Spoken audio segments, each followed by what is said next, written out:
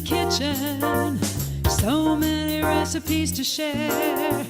So many cooks in the kitchen, with meals for you to prepare. We've got fruits and grains, veggies and beans, more healthy food than you've ever seen.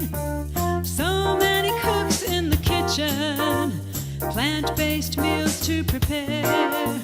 So many cooks in the kitchen, with ideas we're happy to share.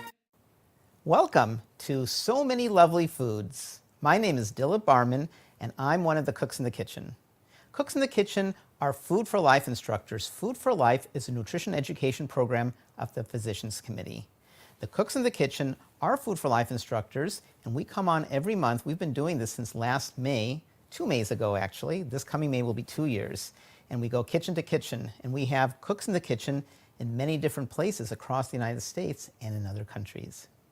With Valentine's Day upon us, we decided to do a show, So Many Lovely Foods. And each of us is interpreting lovely in our own way. So for me, I thought I would talk about how you compose a plate. I used to be a professional photographer, and to me, the appearance of plate is really important. When you're eating, you want to create a plate that's nutritious, healthy, and the first experience before you put it in your mouth is what it looks like. So it needs to look good and needs to smell good. So today I'm going to be cooking with beets. Beets are vibrant in color, and I tried to find in the market some beets that look kind of like a heart. So here's some beets. There's many ways to prepare beets. We had a show last February. It was called So Many Heart Healthy Dishes, and in my document, all the recipes are available in the document. We'll post that so you can download the document. We talked about ways to prepare beets. So one way is to roast it, to boil it. I like pressure cooking. When I pressure cook beets, I put whole beets, and depending on the size, 10 to 30 minutes. So in this case, I have a medium-sized beet. That was done in like 9 minutes. This big one was about 14 minutes. Actually, I did it all in 9 minutes, and the big one wasn't done. I pulled out the small one, and I went for 5 more minutes. So 9 plus 5 made 14. The greens, and you can see them here, are also very nutritious. I really like getting golden beets. Golden beets don't stain like red beets do. So one trick for avoiding staining is to use parchment paper. And so what I like to do with beets is I like to spread my whole work area with parchment paper to avoid staining. So let's start with the beets. I've gone ahead and I've pressure cooked these beets. I removed the very bottom and I scrubbed it carefully. I scrubbed as much of the dirt off as I could. And then I let it come down so that I could handle it so it wasn't very hot. And now it's not hot at all. I'm going to go to the sink and I'm going to rub it, and I'll get really red hands, and I'm going to pull off the skin. The skin will come right off. So let's do that. Let's go to the sink. So here we go. So what I'm going to do is I'm going to run the water. I'm just going to touch it with my hand, and I don't know if you can see that, but the skin is coming right off. It's really easy, and you can see the beautiful color. Let's do this big one. And this one, the skin's a little bit tougher, but sure enough, it's coming off now. And if it doesn't come off, all you have to do is use a knife, and it'll come off. Or a peeler. The other thing you can do is before you roast the beets, you can use a peeler, but that's a little bit harder. And I want to tell you a nice secret about this bright color. We are so many cooks in the kitchen. My daughter Anuragini and some of her friends in Nebraska and in Rhode Island are so many kids in the kitchen. And next week you should watch their show, Foods We Love. And so my daughter is going to be making pancakes, and she's going to be making pancakes with beet juice so that the pancakes will be pink or red. So I've saved the juice from these beets. Okay? So there we go. Then here's the third beet. And I'm just going to take the skin off. So this one's coming off a little bit easier. Again, I can do final removal of skin with a knife if I want. Okay? And if you get a little bit of skin, it's not a problem. It doesn't look as pretty, and you might get a little bit of dirt, so you want to try to get it off. But at this point, it's been steamed and cooked, so okay. I'm going to move the beets to this black container. I'm going to put a little bit of soap on my hands to get the beet off. Okay, so here's the beet. And this big one, looks a little bit like a heart. So beets are very, very nutritious. They're a great source of protein, fiber, folate, iron, vitamins A and C. And again, they're so pigmented, so it helps lower inflammation, it slows premature aging, and it has cancer-fighting properties. It has high level of nitrates, which have been shown to help dilate blood vessels and reduce blood pressure. And in the document, I have lots of details about how to select beets. Beets are most readily available in the fall and winter, but they're usually available other seasons as well. So what I'm going to do is I'm going to pick this one because it's a little bit irregular shaped. I'm going to take the remainder of the skin off. Okay, there we go. And here's my cutting board spread with parchment paper. So let's take the very top off and the very bottom. Okay, there we go. And that still doesn't look that much like a heart, so I'm going to use the smaller one where the skin came off, more of the skin came off. And what I'm going to do is I'm simply going to slice the beet. I'm going to do 5 slices. Remember, an odd number of things. So there's my odd number of slices. And let's plate it. So those are my 5 slices of beets. Okay. I'm going to put a little bit of lemon juice. So here's a lemon. I've already rinsed it. So I'm going to slice the lemon. Squeeze just a little bit of lemon on top. Okay. And I'm going to wash my hands one more time. It really stains, so you're better off trying to get the stain off right away. So again, the yellow beets don't stain like the red ones do. I'm going to sprinkle just a little bit of salt on the beets. Just a tiny bit of salt. You can put a teeny bit of herb, but in this case, I'm just going to put a little bit of salt. Okay. And by the way, I wanted to mention in terms of color, how many of you guys are familiar with watermelon radish? It's also called Korean radish. And these are really neat because inside they look like watermelon, and it's always a neat surprise to see what it looks like. So I'm going to go ahead and cut with my beet stained knife. I'm going to cut the watermelon radish. I'm not going to use this in today's dish, but I wanted to show off the colors. Cut the end, and that one isn't very pigmented. Let's cut it in half. And take a look. Look how beautiful that watermelon radish is. So if I cut a thin slice, how gorgeous is that? This could be a nice supplement to a plate. Not this plate, I think it would be too much. Okay, so there's watermelon radish. I wanted to show that off. Okay, so there's the beet. One thing that really excites me about February is I'm a citrus fiend. And by far the best citrus that I've ever found is triple cross tangerines, which you see right here. So triple cross is amazing. It's organic, and just to remind you, when you shop, if you look at the label, at least in the United States, if it starts with a 9, then it's organic. I love triple cross. It peels so easily. Let's take one of these. It peels so easily. You just use your hand. And it segments easily. It's so juicy and so tasty. There's a little bit of variability, but in general, the citrus is really sweet. Once in a while, you get a little bit of sour. And I can't resist. I'm going to take a little piece right now. So there's the triple cross. It separates very easily. There you go.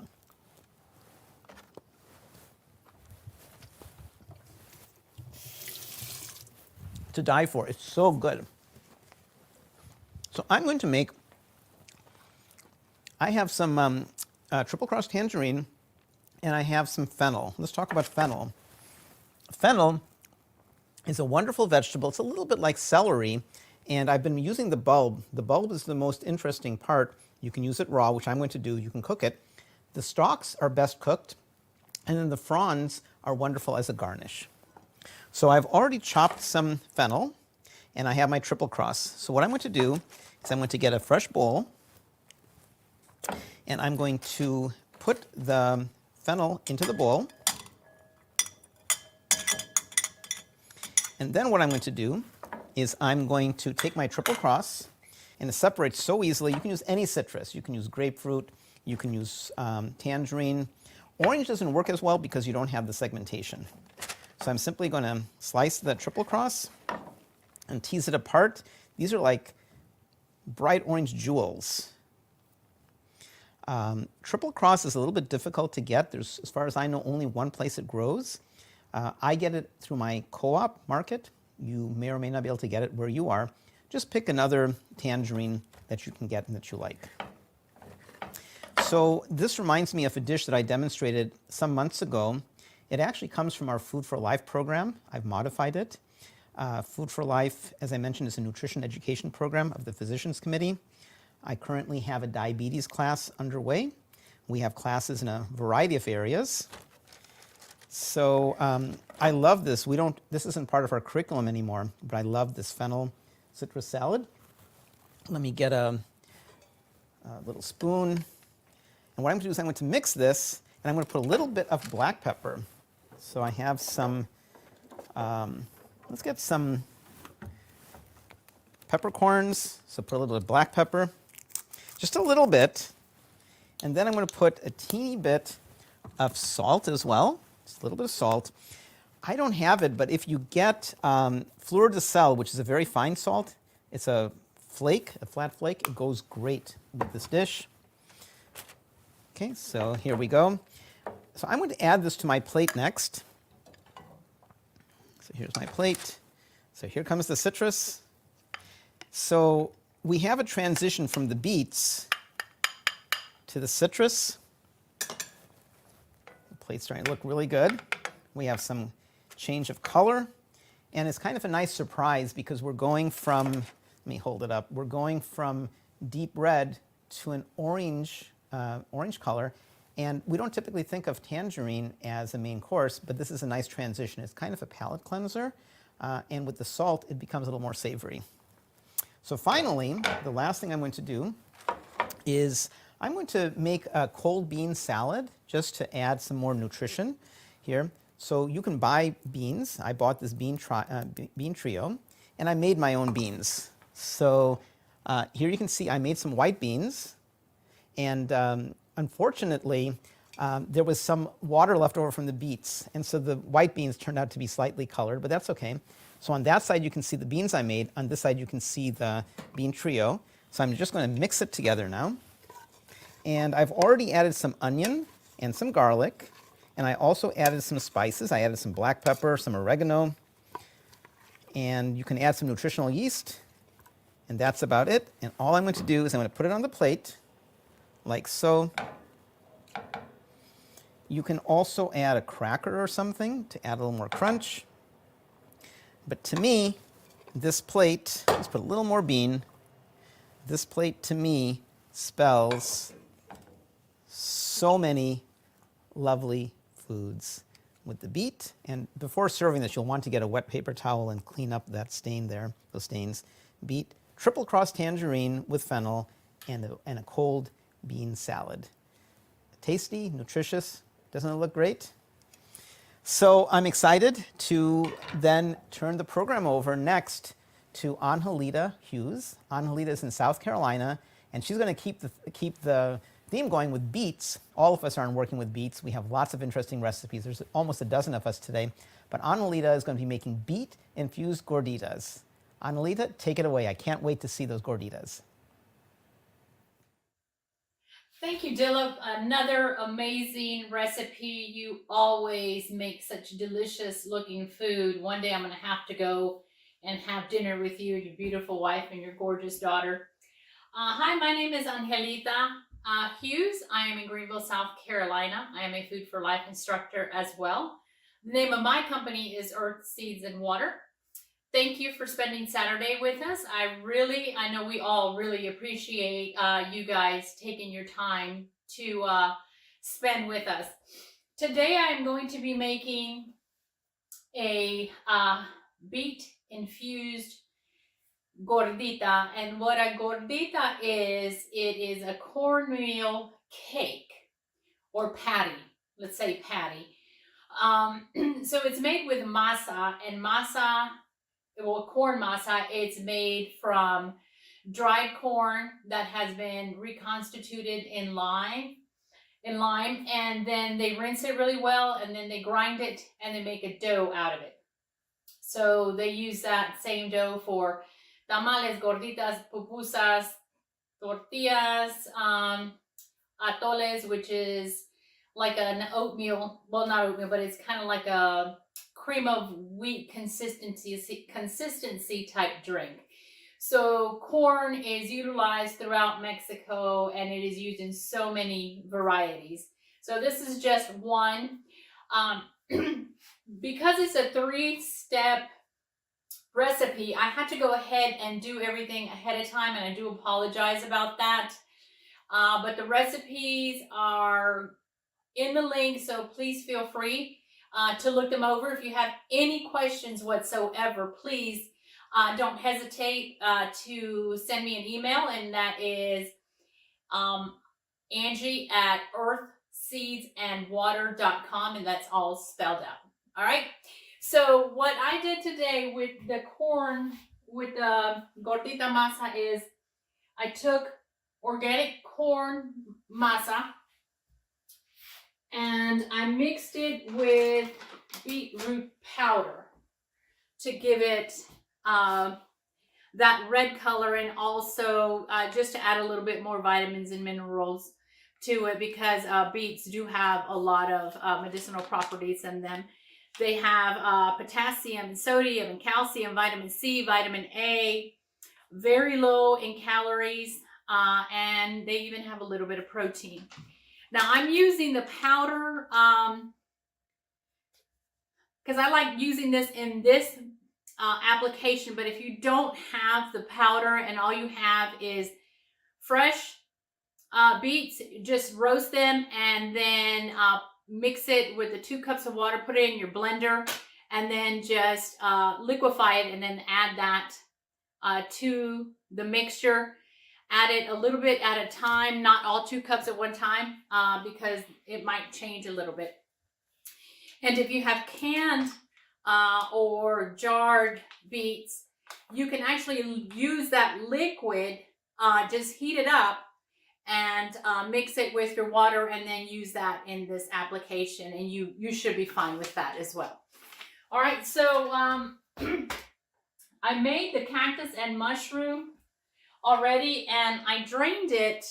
So this is what it looks like. Now for those of you who have never had cactus, to me the flavor is like a green bean, but the texture is like boiled okra.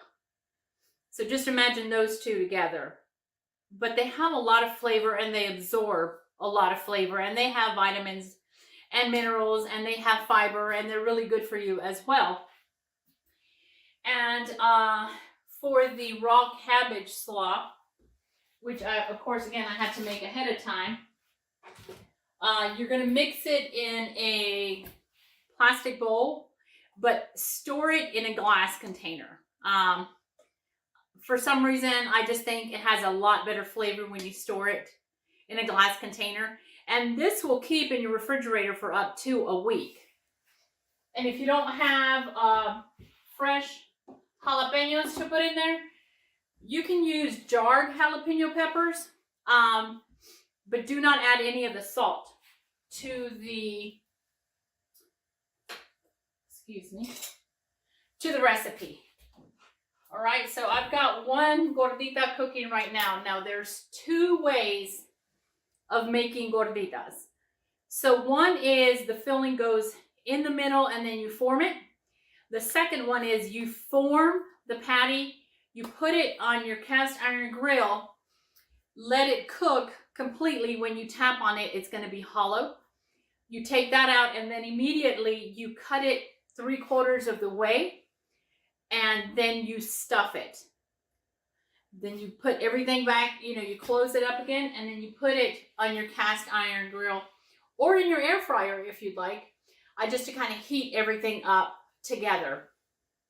I like it the other way. I like to stuff them.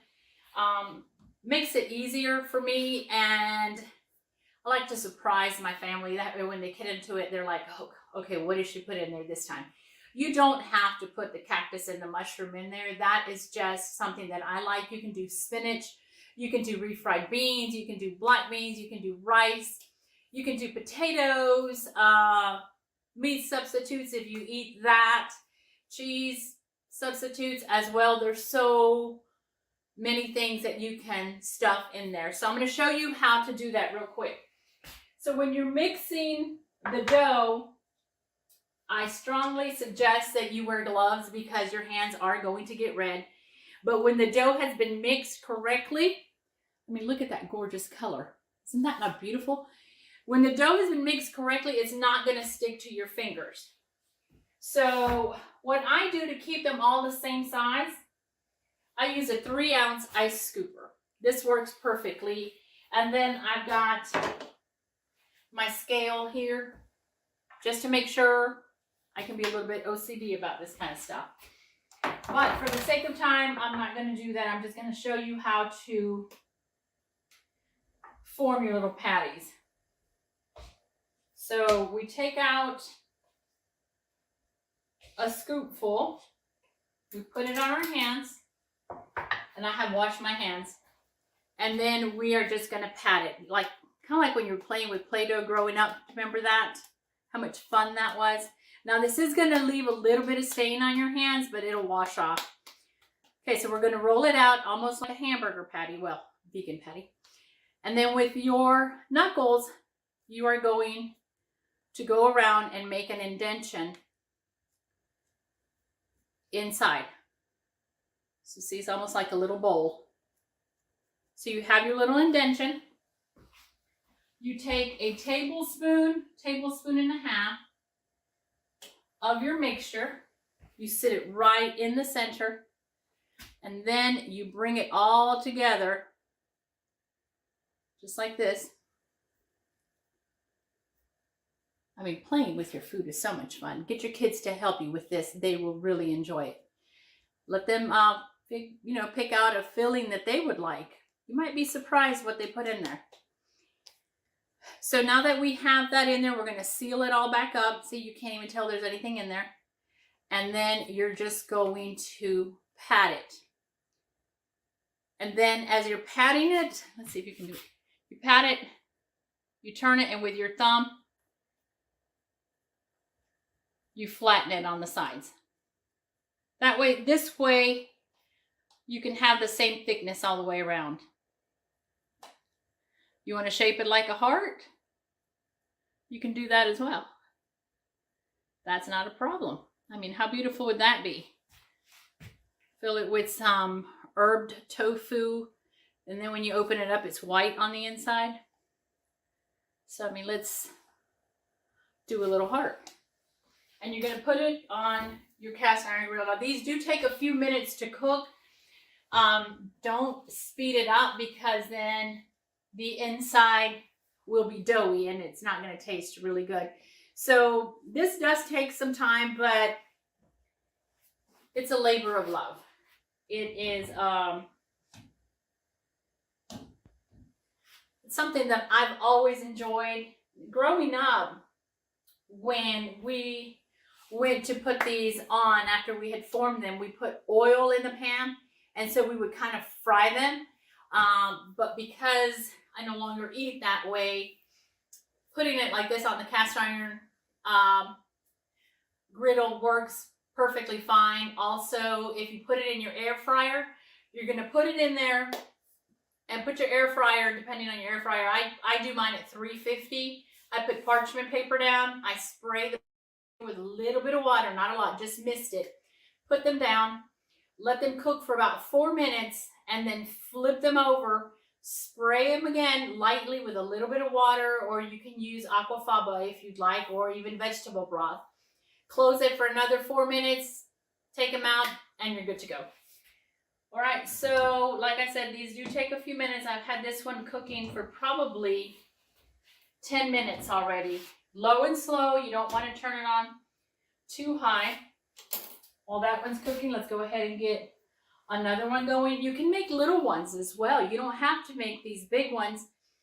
You can make tiny ones and serve them as an appetizer with some guacamole and put them on a little plate. You don't have to use beets.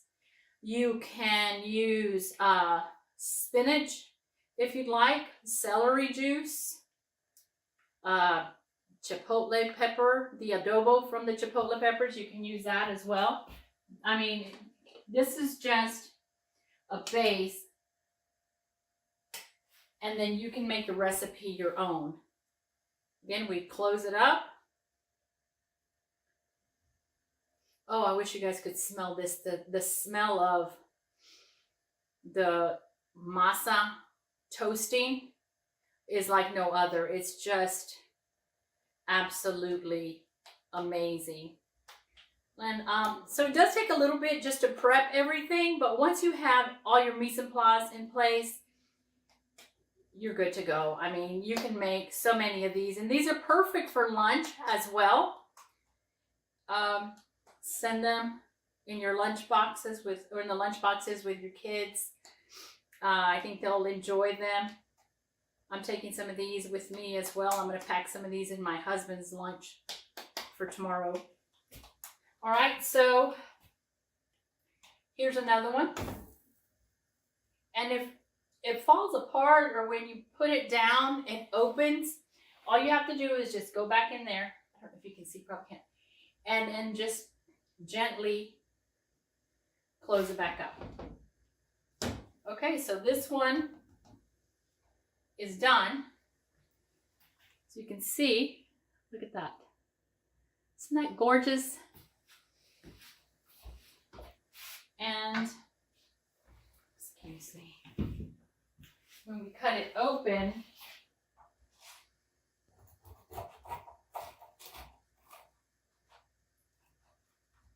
just be careful because it's still hot.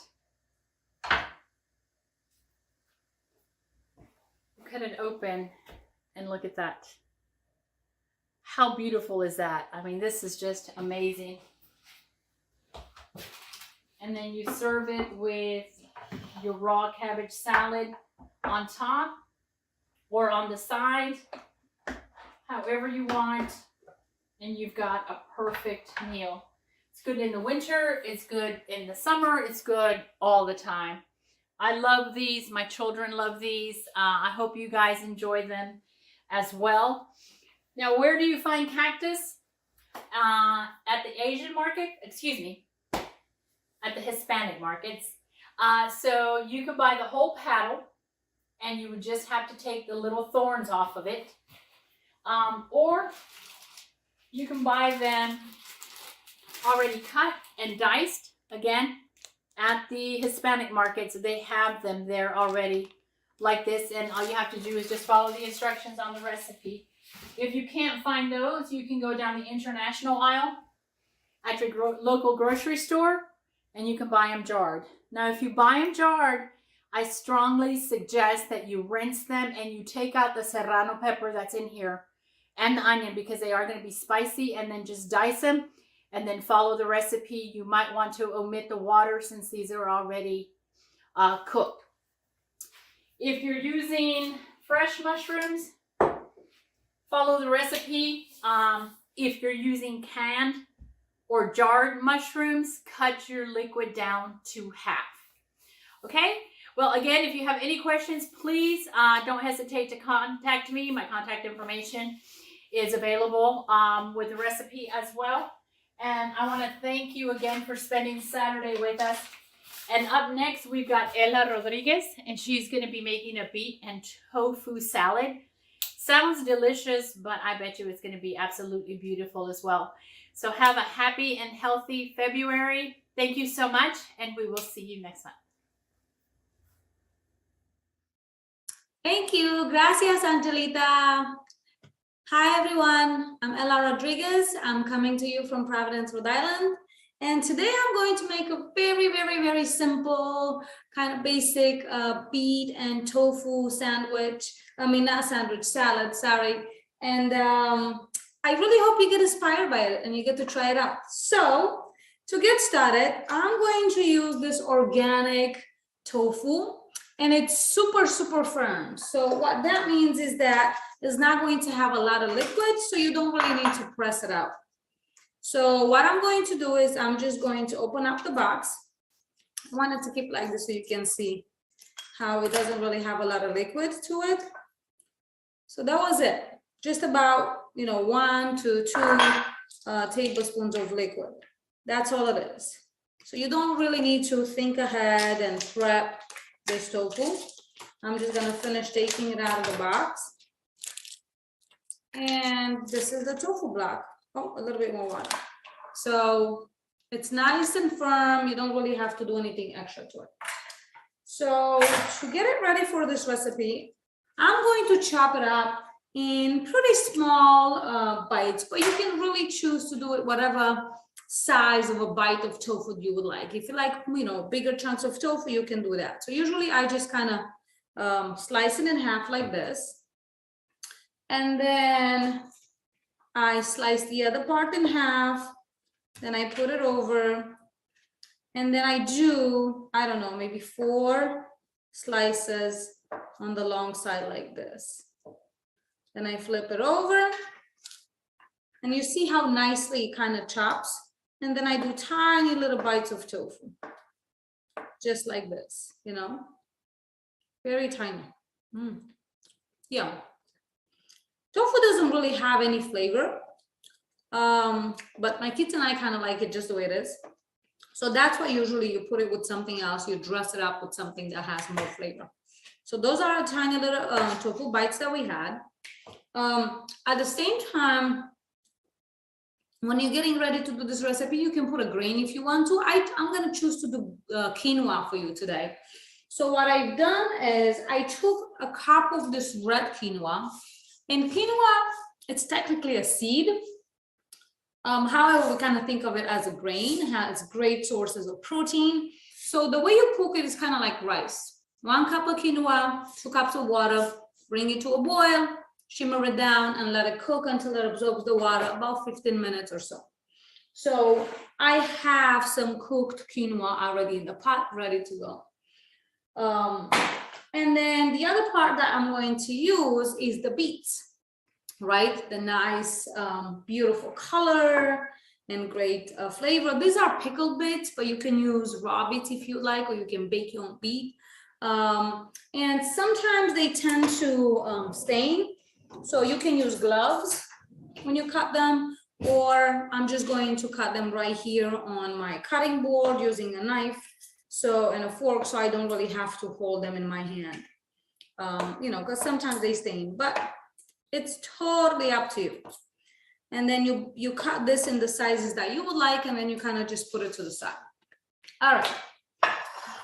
So to put the salad together, I always kind of try to go around the power plate, and I try to think about what else can I put inside that it's going to kind of fulfill the whole power plate. So I had some spinach in the refrigerator today, so I decided to start with a bed of spinach.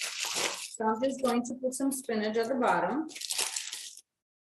And to that, of course, you can put as much or as little as you like, or you can use different kinds of greens, whatever you like. Then I'm going to put some of my cooked quinoa. And I really like this red quinoa because of the color. So rich, but quinoa comes in different colors.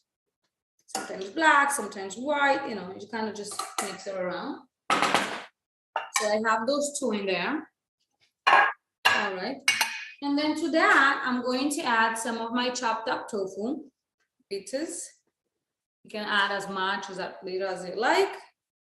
And then to that, I'm going to add up my beet that I had pre-chopped ahead of time.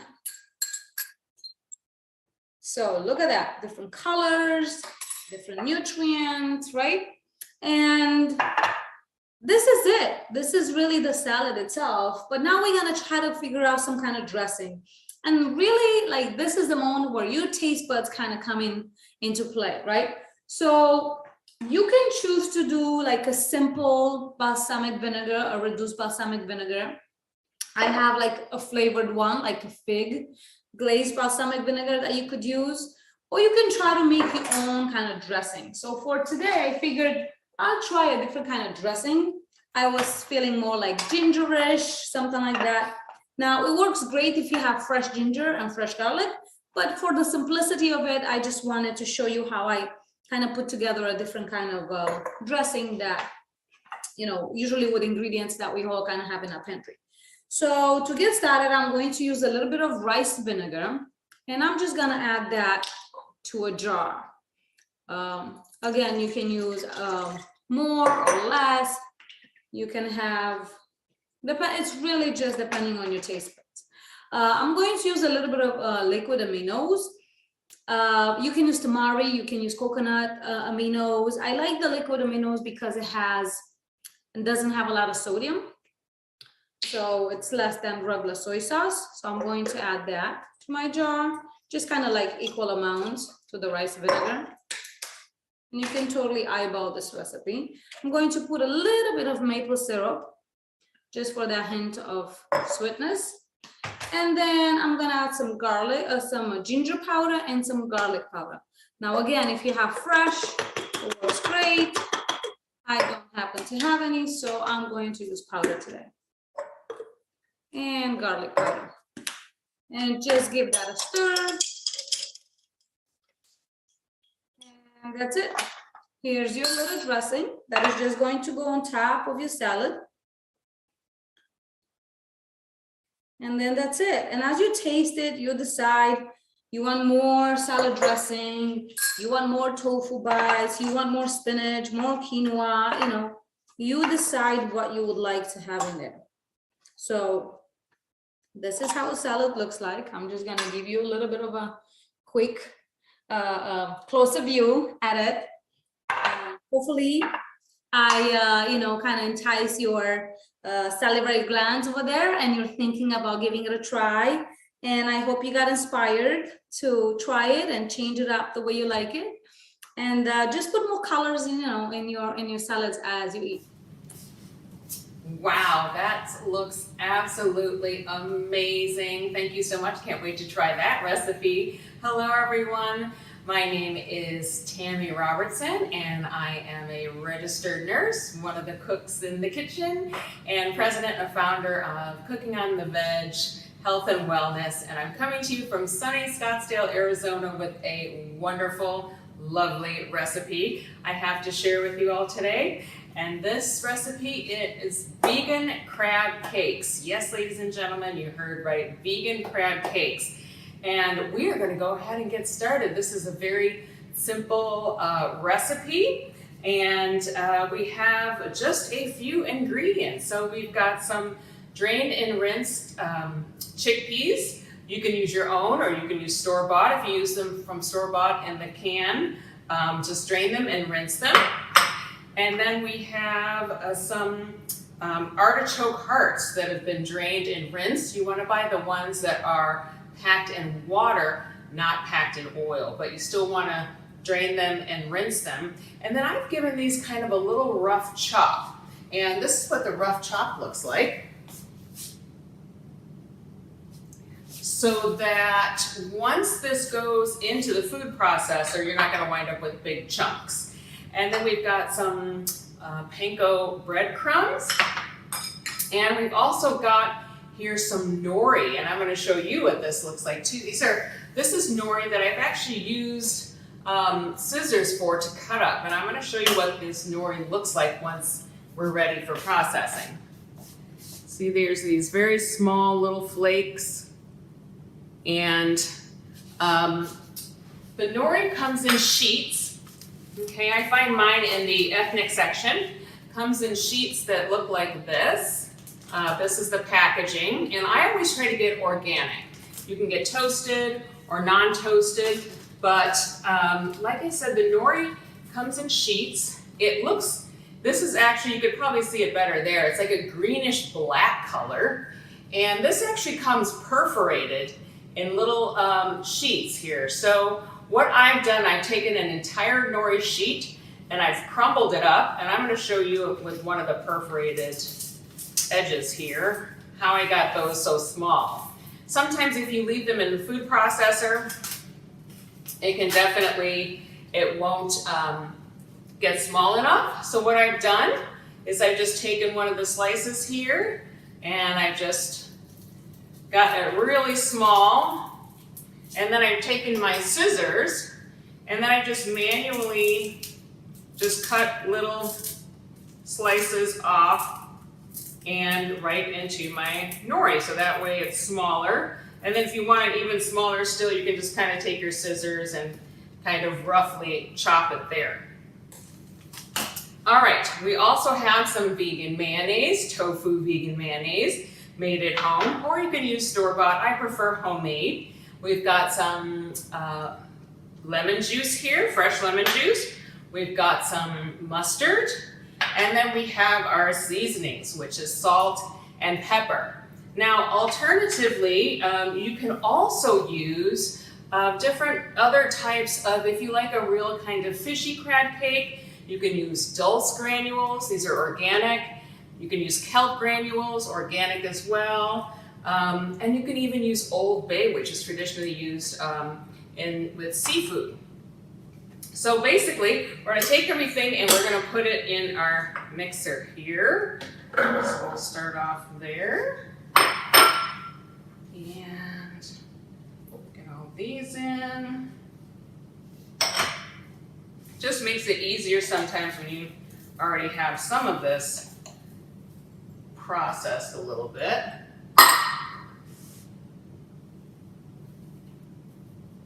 And I love that the sea vegetables are a wonderful source of iodine, which we do need in trace amounts in our diets.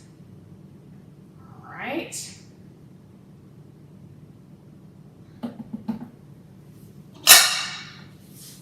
And in goes everything. And this is a very simple and easy recipe to make. And it serves as a great appetizer or even as a main dish. It's pretty awesome.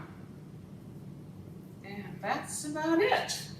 Okay, so we're gonna get everything here. We're gonna blitz everything up. Make sure you get all your extra little nori sheets that may have gotten left behind there. Okay, and we're plugged in. I'm gonna get my top here. And we're just gonna pulse this. Now you do want some texture left in this. You don't want it super processed. So you just want some texture enough to get that flakiness. And then afterwards, you can always use a fork to mash any parts that didn't get processed enough. But I'm just gonna pulse this a little bit. And you'll want to scrape down the sides if it's not processing. Kind of get that stuff on the bottom there. And again, still looking for texture, not completely mashed. So I just do this just a few times. And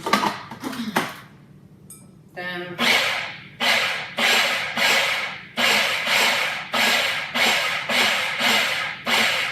we get to the desired consistency. All right, and that's about it. Easy peasy. And then we're going to dump this out in our bowl.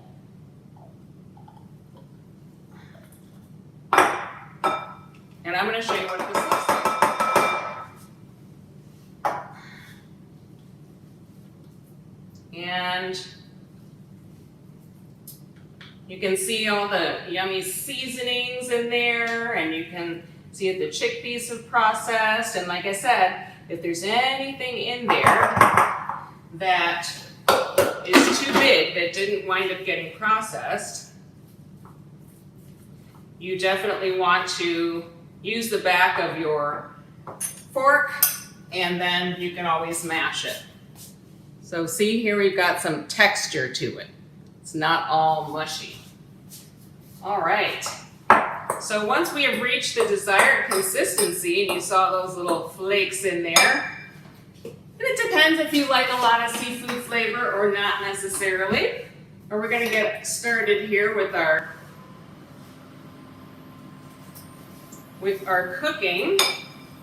And then we're gonna make some patties. Now this recipe will be about 6 patties. You don't wanna make them too big. If you're using them for appetizers, you can definitely make them smaller. And for this recipe, we like crab cakes. So just take it, take your spatula, and make your little crab cake. You could also use a measuring cup.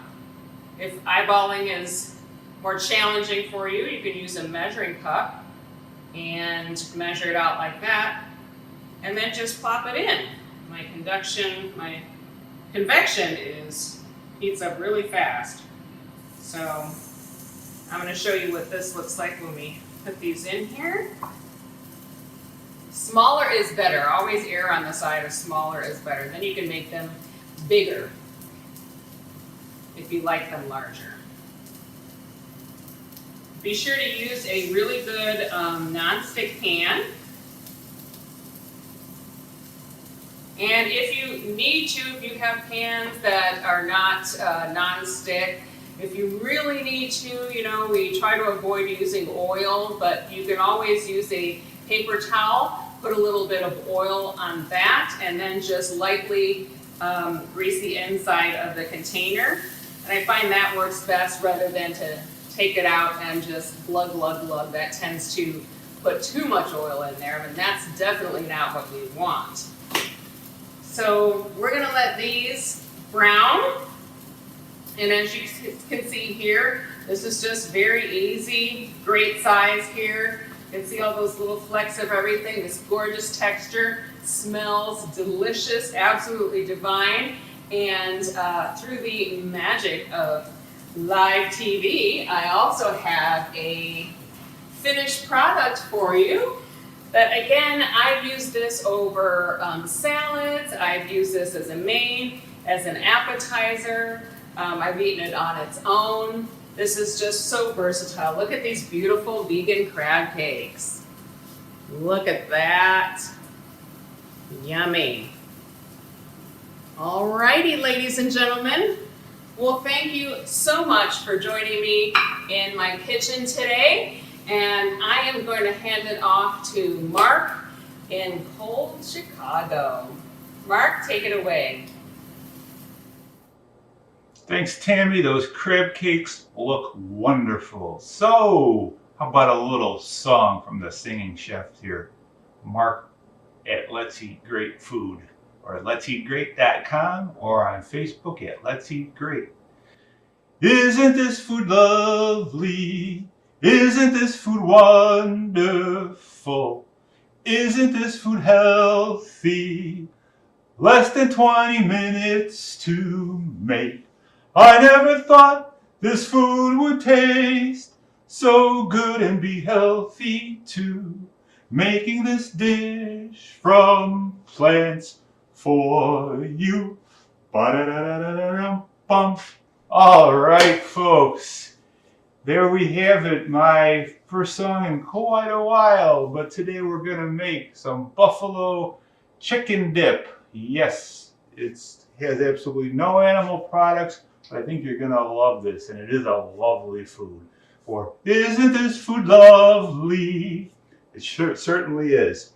So, really, really simple recipe. We're going to get our blender today, and in our blender is going to go some white beans, and then some nutritional yeast. It's about 3/4 of a cup, about 1.5 cups of white beans.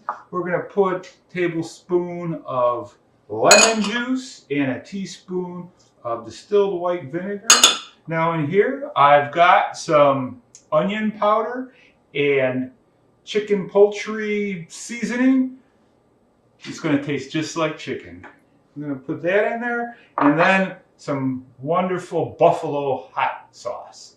That's all gonna go in there now. And all we're gonna do is really very, very simple. We're just gonna put our little top on our Ninja blender here, put it on there right, and whip it up.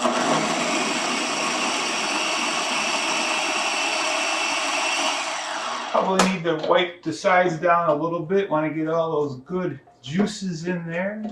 This smells good already. And yes, everybody will think there's chicken in this, but there's not.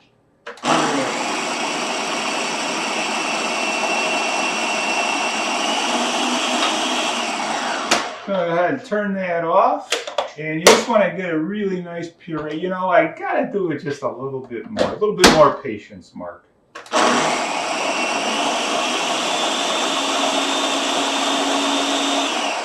Alright, that'll be good. We want that nice and smooth. We're going to get ourselves a little bowl here and put the guts here of the dip in our bowl. Go ahead and get a little room here. Then I got a little present I want to show you. Actually, present that I got for the holidays. I got to show it last month during the show. I'm going to show it today though.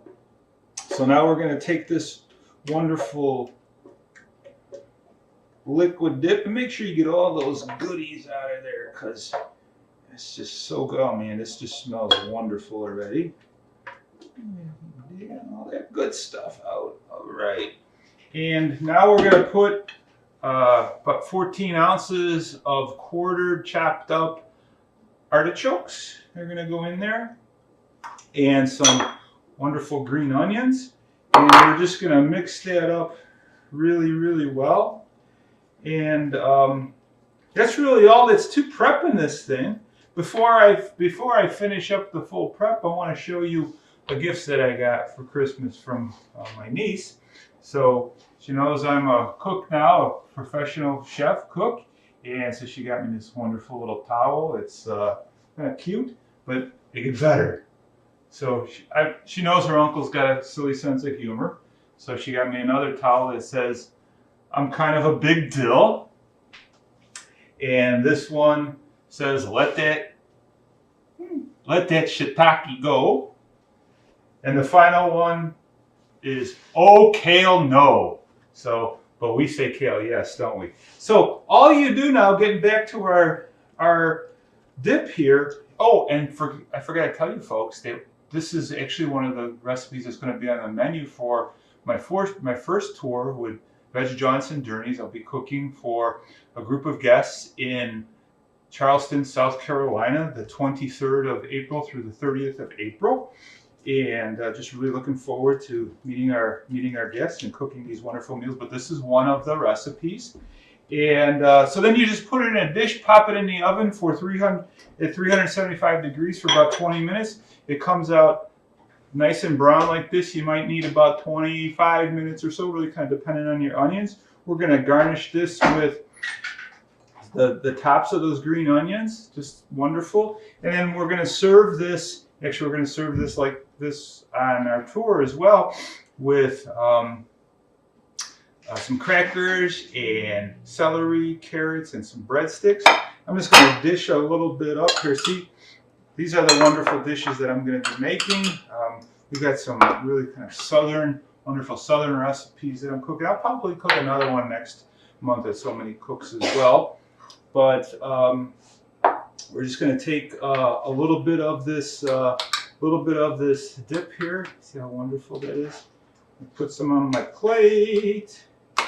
And then I'm going to take a breadstick and give this a little taste for you all. You know, this is my favorite part of cooking is eating. It's got a little bit of heat. There's absolutely no salt other than what was in that buffalo sauce. And then the little chunkiness from the, see the artichoke? A little chunkiness from that. And there you have it, folks. So, buffalo chicken dip in quotes, tastes just like chicken, nice and spicy. Kind of warms your innards on a kind of a cold day. Good southern dish. So, with that, I'd like to encourage you to check me out at let'seatgreat.com and go see all the trips that you can find at Veg Jaunts and Journeys. They're all vegan tours throughout the country and the world, actually. Looking forward to seeing my guests in Charlotte in April. We've got a trip in Asheville in June, and then a trip to Maine in February, actually. No, not February, in September. That's totally booked already, but we'll be having more coming up for 2023. But check me out, let'seatgreat.com, or on Facebook at Let's Eat Great Food. And that's it, folks. So take it away, Susanna. I know you've got something good, you always do. All right, thanks, Mark. Hi, I'm Susanna Dickman. Today I'm going to make one lovely meal that my family and I really like to eat on special occasions. Growing up, my mom always made a pot roast, and I always found my favorite part of that meal were the potatoes and carrots and onions and other vegetables that she put around the roast. So I have made a cauliflower pot roast, and I love this meal. As I said, it really is something that just makes your table look beautiful and lovely for any occasion. We make this sometimes for Sundays because, you know, when we have a family meal, we want to have something that everyone can enjoy. So we're going to get started. And the first thing I'm going to do, I put this in my cast iron Dutch oven, and we're going to put in 3/4 of a cup of water, because that is going to help keep our cauliflower from burning. Next, I'm going to put in my cauliflower, and I want to show you, usually I get a big cauliflower, but you can see I have one there. When you cut the cauliflower, you want to keep it intact. You don't want to cut off the florets. So I just cut off straight off the bottom. I took off the leaves so that it will sit flat in my pot, and it's perfect right in there. Next, I have all of my vegetables. So I have some potatoes, I have carrots, I really love celery. I have some red onion. I always like to use red onion because we know onion, the darker color, there's more antioxidants. There's some garlic cloves in here. You can slice the garlic or leave it whole. And then there's also some parsnips. But you could add, you know, think about your favorite root vegetable. You can add rutabaga or turnips, kohlrabi if you like that. Just whatever kind of root vegetables you would enjoy. Beets, you want to be careful because of course they're going to change the color of everything, but you can add those too if you want. So I've got my water and my veggies. Now I'm going to make a sauce to put over my vegetables. I included the recipe for this no beef seasoning. It has nutritional yeast and a couple of other things. One of the seasonings is actually a umami seasoning, mushroom from Trader Joe's, but you can find other umami seasonings, and it really adds a great depth of flavor. I've got some water, some tamari or Bragg's aminos. You can choose what you want to include.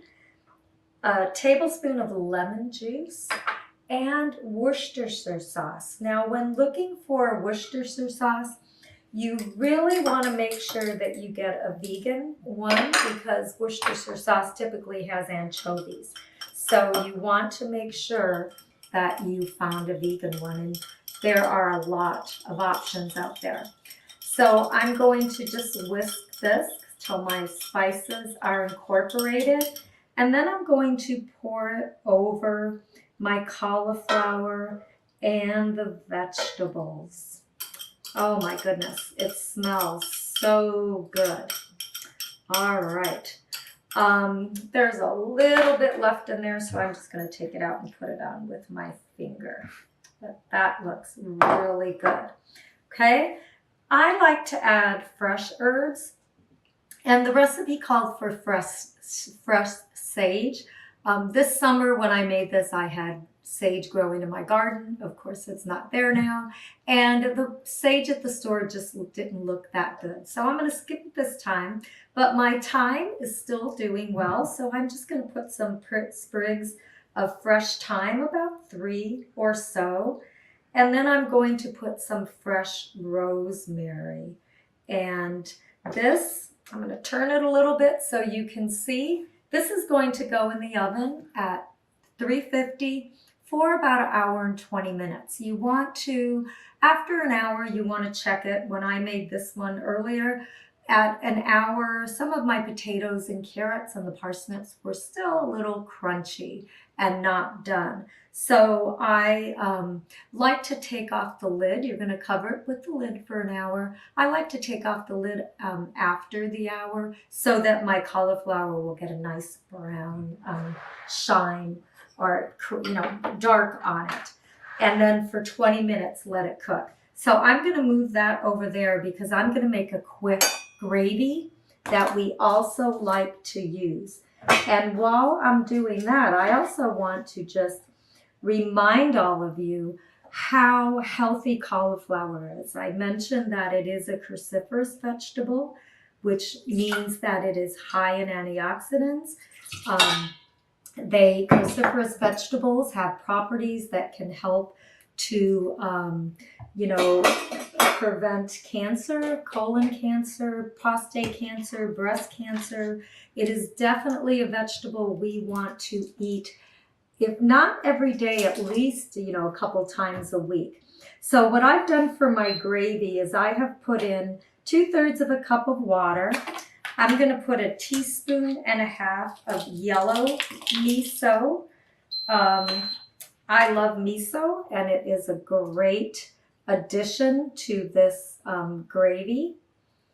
Then, let me get the half there. We're going to put in some, let me use the end of this. I didn't bring a fork, so I'm going to do that to get that in there. And then we're going to put in some nutritional yeast. We're going to put in just a little splash of pepper, a little pinch of pepper, and let me turn it on and get it heated. And what I'm going to use for my thickening agent is potato starch. Did I put my aminos in? I think I did. Nope, I haven't. I'm going to put 1/2 teaspoon of Bragg's aminos, just a little bit. Okay? All right. So let me go ahead and get my whisk, and I'm going to let it, I want to incorporate and make sure the miso is not lumpy. So I'm going to whisk it till it gets a little bit incorporated in there. Let me get that there. And then I'm going to add my cornstarch because then it will start to thicken. All right, I don't think I have any lumps of miso in there. And of course, if you have a favorite gravy that you like to eat, you can do that. You can change the spices on this dish however you like. But I hope that you'll make it. It really does make a lovely table setting for your meal. And I'm just going to let this heat up a little bit just to show you that it is going to thicken. Now, this, I would probably triple or quadruple this recipe for this big a cauliflower because my family likes gravy, and I'm sure yours does too. But it is starting to thicken. Let me see. It really doesn't take too long to make the gravy, so I make sure that I have it done just when that is coming out of the oven. Now, to serve your cauliflower, you can go ahead and just cut it in thick steaks and put the potatoes and vegetables around it and enjoy. All right, I think my gravy is starting to thicken. It's starting to bubble. So I'm just going to turn it off, and I'm just going to pour it in my bowl so that you can see. And it just, between the miso and the aminos and all of the vegetables, it just is great. All right, so thank you so much for joining. And next is Jana. Good to see you, Jana. Take care. Hello everybody, thank you Susanna for the nice introduction and the oven roasted cauliflower you made. That looks lovely. Welcome to my kitchen in Abu Dhabi, and with the theme lovely foods, I'm going to talk about another vegetable that is oven roasted. For lovely foods I chose sweet potato today. It's one of my favorite vegetables to eat, root vegetables. It's delicious, sweet, savory, breakfast, lunch, dinner, boiled, steamed, and especially oven roasted. I did prepare two recipes for you for this presentation, and since we have little time, I've already oven roasted them. Here's my tray. You will see that I have small pieces of sweet potatoes and halved sweet potatoes. This was, for the purposes of today's presentation, I used the same tray and baked them at the same time. However, the little ones take about a half hour, and you need to turn them around during halfway time, about 15 minutes into it. And the big ones take about an hour. So I put these in half hour before, and they were cut side down the entire time. These you toss over half time, these you don't. So this potato was roughly twice the size of this little one you're seeing in my hand. This is about a cup and a half when chopped, and about 150 grams in weight. And this was much bigger. It was about 200 or so. These sweet potatoes were tossed in white balsamic vinegar with cinnamon and freshly ground black pepper. And don't forget, the recipes are online, so I'm not going to give you the exact numbers. On the other hand, so these have a little bit of a sweeter flavor profile. On the other hand, my big slices of sweet potatoes, I gently rub the entire surface and the cut surface too with the balsamic vinegar, but also with some lime juice. So that is a bit more savory, and because of the surprise, I'm going to tell you why, I seasoned it with Old Bay seasoning. You could also use what's in it. There's like paprika, salt and pepper, and celery powder, and so on. So it's an easy way out. I used that. I rubbed it all over the surface of those, and they baked.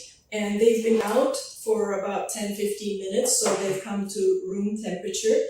Obviously, you can use them warm as well for whatever dishes that you're making. You'll see that they're nicely colored, and they're beautifully caramelized, even without the use of oils, most of them even wonderful vegetable oils, which are full of calories and void of nutrients. When cooked at high temperatures are not very healthy for you. Well, they're not healthy for you in any way, but I prefer to roast my vegetables without oils, and you can still achieve wonderful oven roasting colors and caramelization even without the oils. So let me show you my dishes. The first one I would like to show is something amazing. You all know about avocado toast, and this is my take on it. I have my lovely oven roasted sweet potato, and earlier I prepared just a classic guacamole for you, so it's a bit little bit up from just avocado. It's a simple guacamole. And I take my guacamole and I pop it on to my oven roasted sweet potato. I tell you, this stuff is so good. And this for me is almost all the way there for having a lunch. So lunch or dinner you can have it, but it's sort of light. So here you go. So the first dish is ready. It's an oven roasted sweet potato topped with basic guacamole, but you can also top it with only avocado. But here it is. This is our first dish. I'll put it here. And the second one, I will put my guacamole behind. And the second one is a simple salad. I have some washed rucola here. These are baby leaves, so I put them in my bowl. And I top it with my sweet potatoes. These are now, remember, they have a sweet flavor profile. There's nothing in them, so I'm using my fingers. But if you're not happy touching your food, go use some utensils for that. You can top this with a little bit of the balsamic vinegar, white balsamic, and I used white balsamic because you see how beautiful the color is. So this way it doesn't get a dark color and you don't lose the beauty of the sweet potatoes.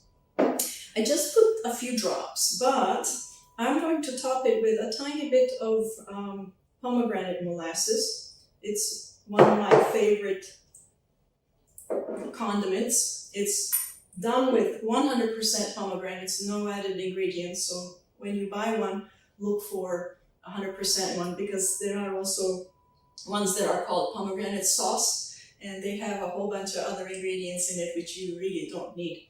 So here's also my salad, and the two of them together will really make a nice meal for me. And the theme is lovely food, so I have some pomegranate seeds here.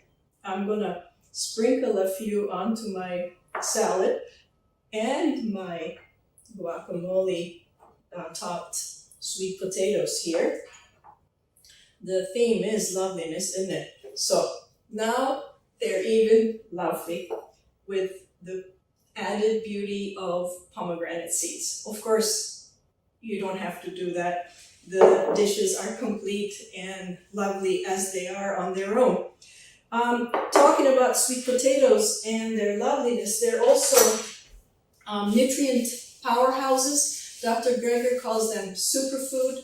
If you go to his blog or his website, you'll read all about how when he was in medical school in Boston, he would pop them in microwave, heat them, and then put them in his pockets to keep his hands warm, and then later for lunch he would eat them.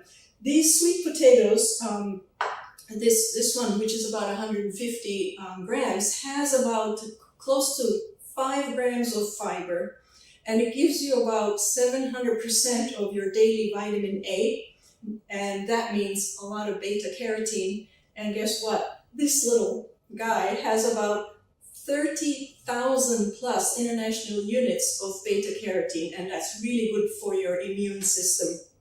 And Dr. Greger explains that the skin alone has 10 times more antioxidant activity power than the flesh of the sweet potato. So you'll see this one looks very clean because I scrubbed it with my kitchen sponge, the scrubby part, and washed it really well so that I would feel comfortable eating it. So both my recipes have the skins on, but if you do not wish to do that, you can peel them. However, you're throwing away a lot of antioxidant activity.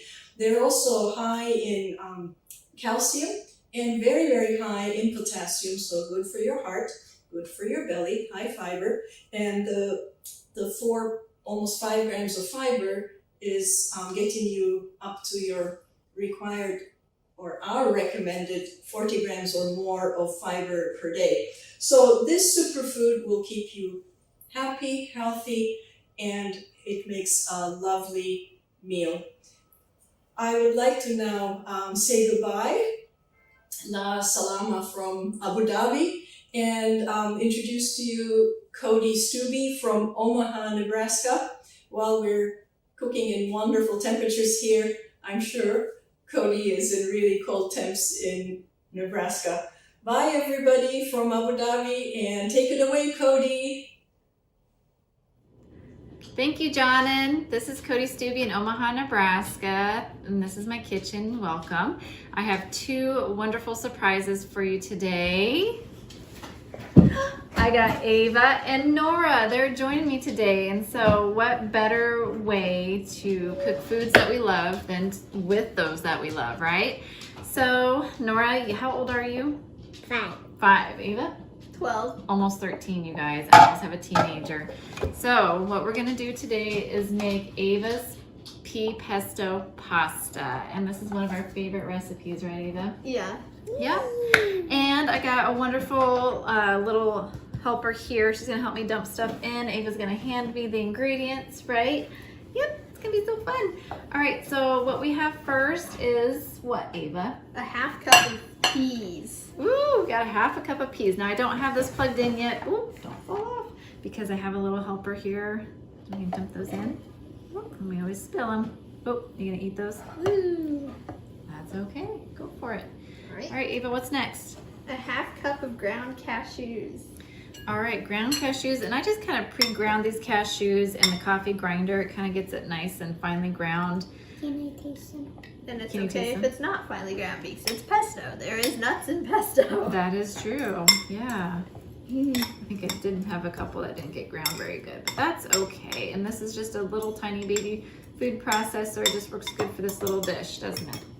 What do we got next? 15 leaves of fresh basil. Oh, fresh basil. Do you love fresh basil? Yeah. Do you remember what this is packed full of? I don't know. Antioxidants. That's a fun word, isn't it? No, I don't want you eating them, okay? You want to put them in?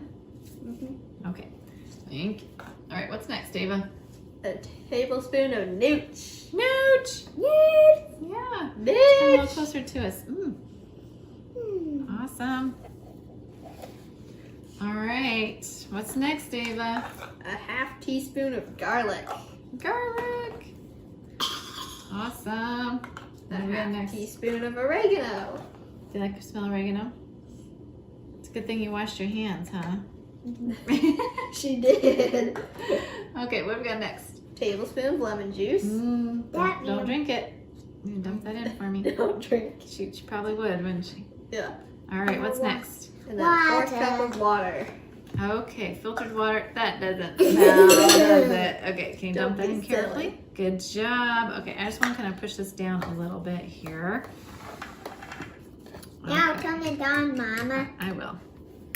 Gotta plug it in here. Now you keep your fingers back, okay? All right, I'm just gonna do this for us. Perfect. Remember how that goes? Yep. All right. There we go. Oh, you don't want to do it? Nope. All right, I'm gonna push the on right here.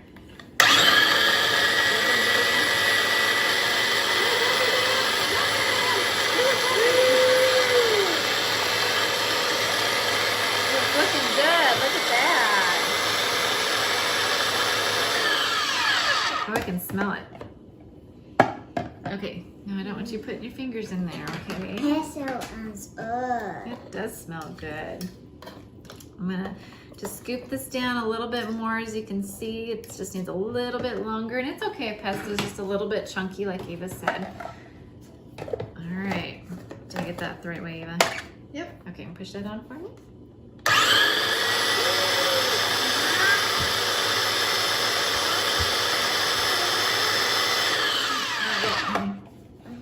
Okay, so I'm gonna set this over here. This is what it looks like.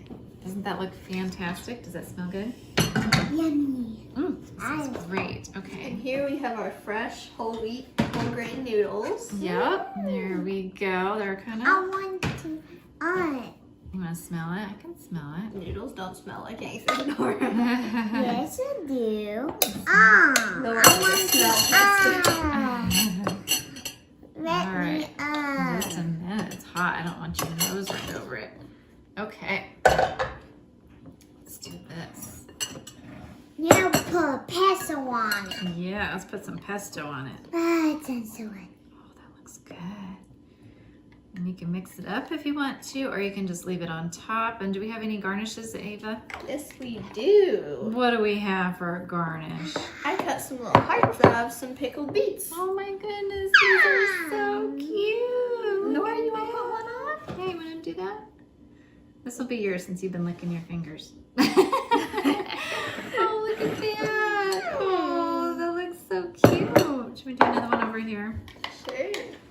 Nora, you want to try that and tell everyone how it tastes? So, The noodles might be a little hot yet.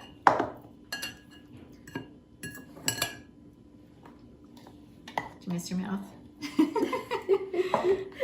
All right, Ava, you want to try this one? Sure. You put yours on. Those look really pretty. This is so good. Yum. Okay, I'm gonna lick the spoon here. I gotta try this. It's been a while since I've had it. That's so good. Oh, thank you for this recipe, Ava. This is delicious, right, Nora? Yeah. Yum, yum, yum. All right, you guys have to try this. This is Ava's pea pesto pasta. It's so delicious, packed full of nutrients, right? And if you cut out a little, let's see, heart out of, what did you say it was made out of? Pickled beets. Pickled beet. Oh my goodness. She just cut it out with a little knife and everything. It looks so cute. So thank you so much for doing that. Thank you for being my helper and eating this. It's so delicious, right? Yeah. And now we're going to pass it over to Carolyn in Montgomery, Alabama. And she's going to make some granola. So take it away, Carolyn. All right, bye. Bye. Thank you, Cody. That looks great. I love pesto and I can't wait to try yours. Welcome to Montgomery. I'm Carolyn Strickland. Today I will be making granola, which isn't necessarily all that lovely to look at, but I kind of took the whole lovely foods thing as something I love. And so one of the things we make here at our house a lot is granola. And it took me a while to come up with a recipe that didn't have any added oils. So it does have peanut butter, you could use almond butter, but it doesn't have added oil. If you look at granola at the grocery store, you're going to find that most granolas in the store have a lot of added oils. So this is what I call lower fat granola, and it doesn't have any added oil except what you will find in the peanut butter or almond butter or whatever nut butter you want to use. So granola, the basic ingredient is oats, whole rolled oats. I'm also adding nuts, coconut, Sukanat, which we'll talk about, applesauce, peanut butter, maple syrup. But one of the ways to replace the oil is with flaxseed.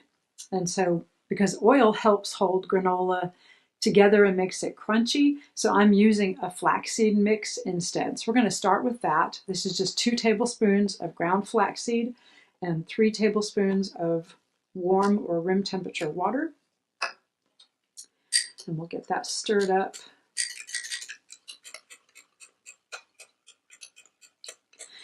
And then I'm just going to set it aside while we do all the dry ingredients. Okay, so starting with the dry ingredients, we have oats, 4 cups of whole rolled oats.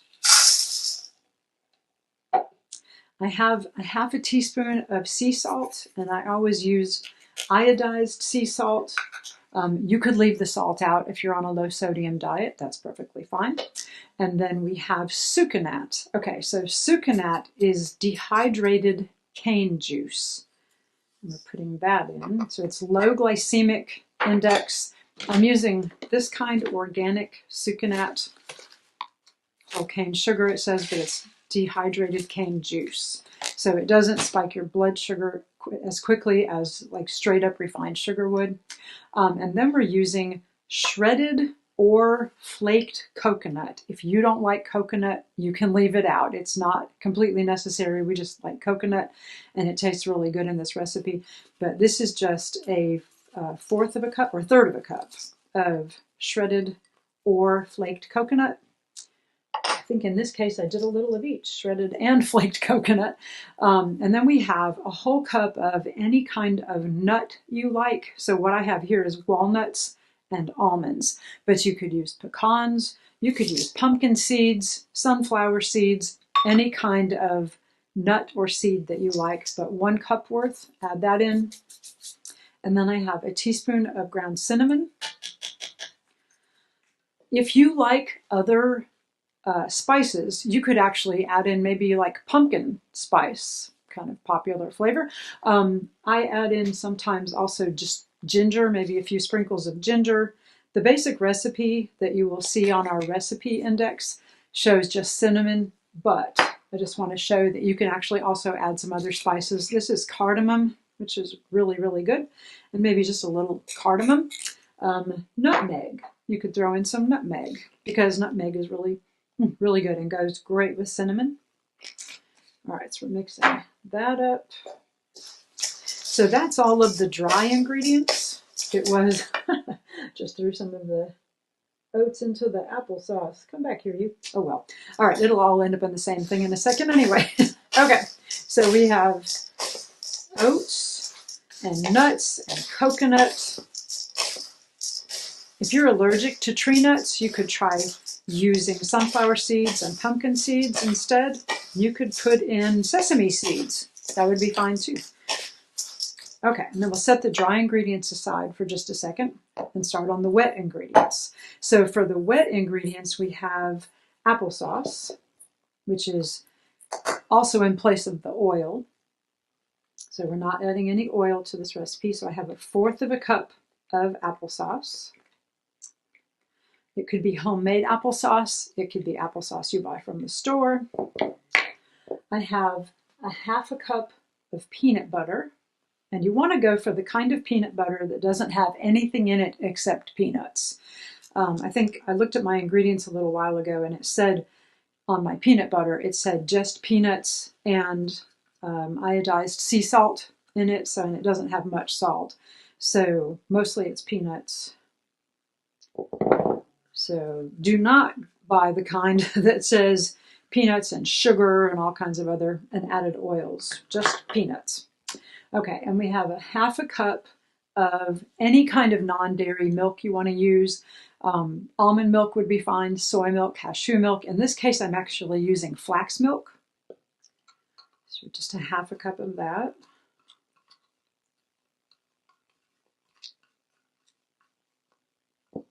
And 1/2 cup of maple syrup or agave.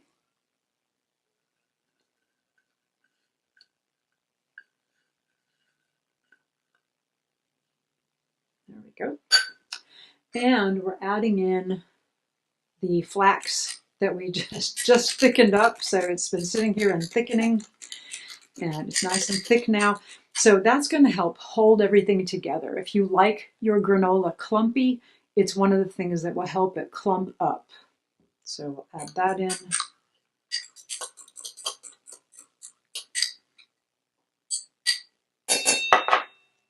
Okay. And 2 teaspoons of vanilla flavoring. There we go. Get that all mixed up. I'm going to use the fork instead to kind of whisk it all together. The hardest part probably is getting the peanut butter and the flax to incorporate, but just whisk it a little bit and make a nice sauce. Okay.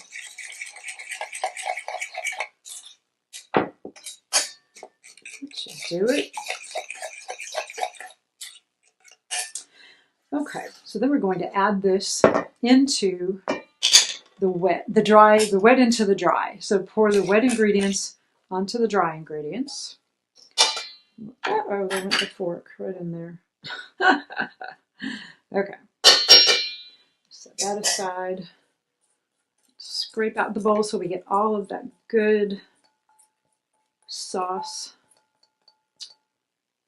Okay. And then stir it all together. So you want to get all of the dry ingredients completely coated with the peanut butter or almond butter sauce that you've just made. I think you could probably also use sunflower seed butter. That would work as well, in case you're allergic to peanuts and tree nuts. All right, so that's all very nicely coated. And then we'll take 2 baking sheets and lay it out onto 2 baking sheets that have been covered with parchment paper. And we're using the parchment paper so we don't have to use oil to spread on the pans. Parchment paper will keep the granola from sticking to the pan.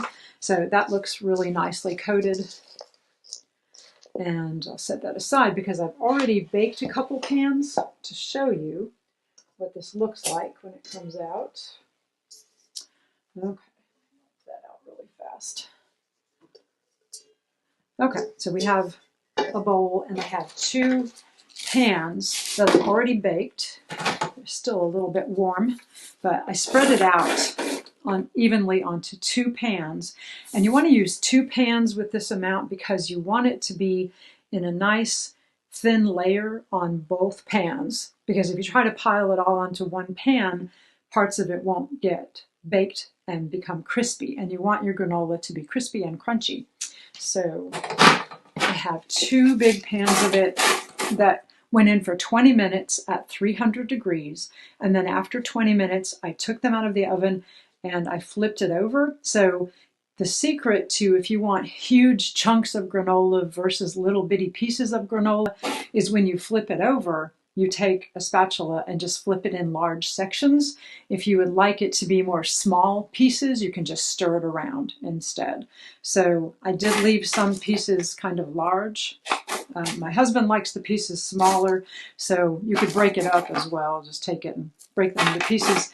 And this is where you add the dried fruit. You don't want to put the dried fruit in it before you bake it because the dried fruit will get really dried out and hard to eat. So,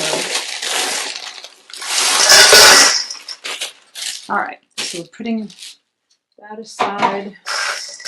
And we'll add some of the dried fruit, any kind of dried fruit you like, really. So raisins, dried cranberries. What I have here is some raisins, cranberries, dried apricot, dried pear, looks like several different pieces of dried fruit, any kind of dried fruit that you happen to like. Let's put the other one in.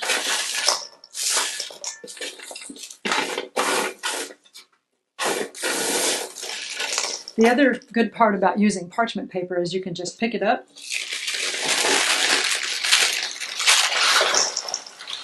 and it makes it easier to get everything into the bowl. All right, so I have this nice big bowl. We'll add the rest of the dried fruit, which is all stuck in the cup. There we go. Oh, I have dried apple in here too. Okay, so there's dried apple. You could use banana chips, any kind of dried fruit you like, and then stir it all around.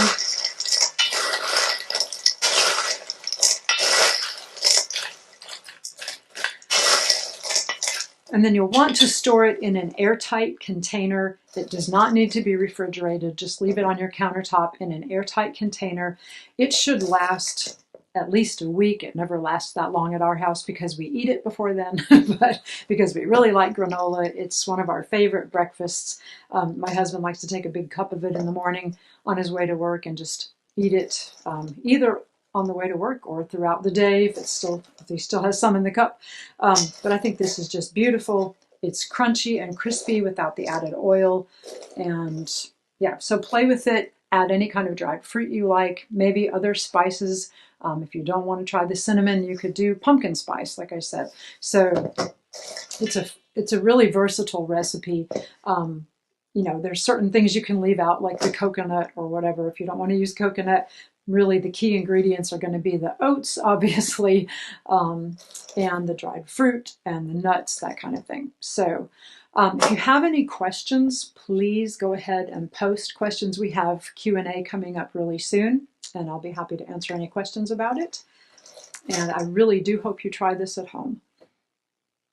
And next we have Karen, who is going to be showing us a delicious dessert recipe. I'm looking forward to it. Take it away, Karen.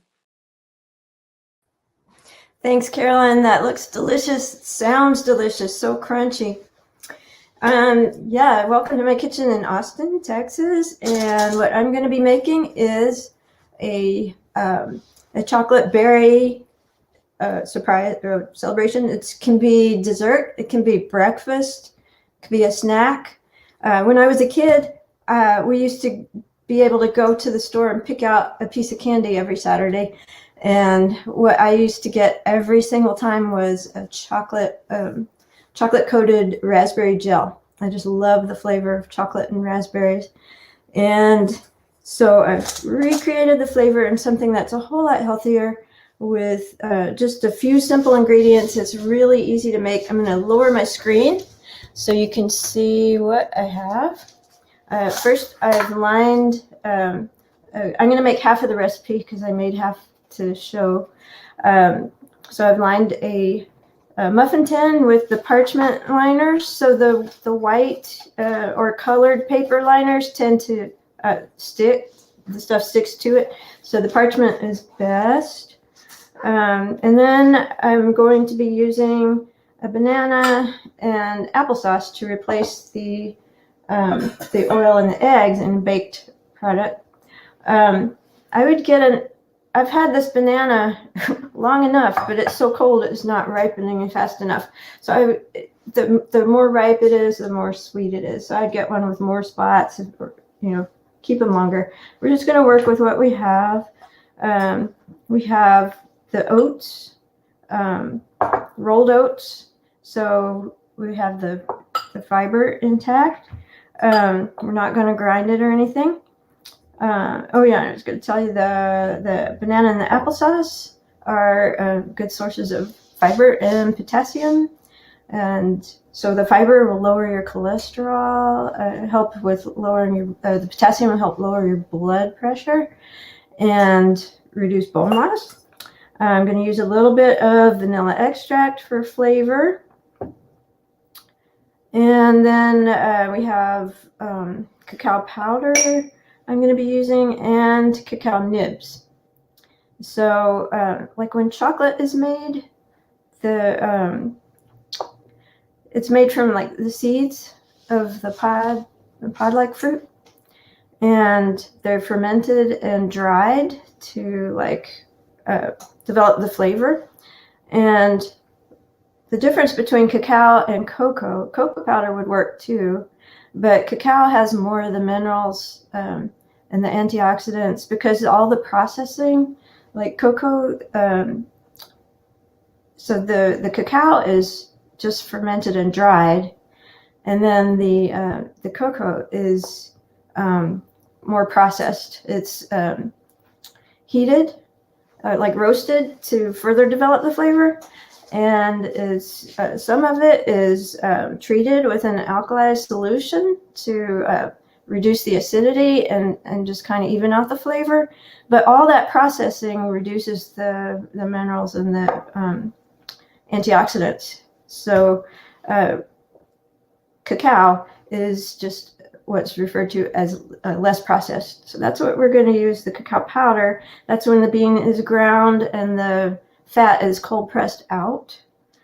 So you get the flavor without a lot of the fat. Now the nibs still have have the fat. It's just the beans ground, like fermented and dried and ground into these little pieces. So you get this nice crunch. We're just going to be garnishing the top with it, and it's this really deep chocolate flavor. You can get some sweetened, but I prefer the ones that are not sweet, and the dessert is going to be sweet enough. So it's just going to give good crunch and a good flavor. And then I have some fruit sweetened raspberry jam. I forgot to say this, the applesauce is unsweetened. And then I am going to use date syrup, which is just dates and water, or you can make your own. And so let's get started, and I'll show you how easy it is to get these yummy raspberries for the top. All right, so I'm going to just put the banana and the applesauce in a bowl. And again, I am just making half of the recipe. And I'm going to mash the banana. You could do it with a fork or an avocado masher or a potato masher. Just want to get it kind of smooth.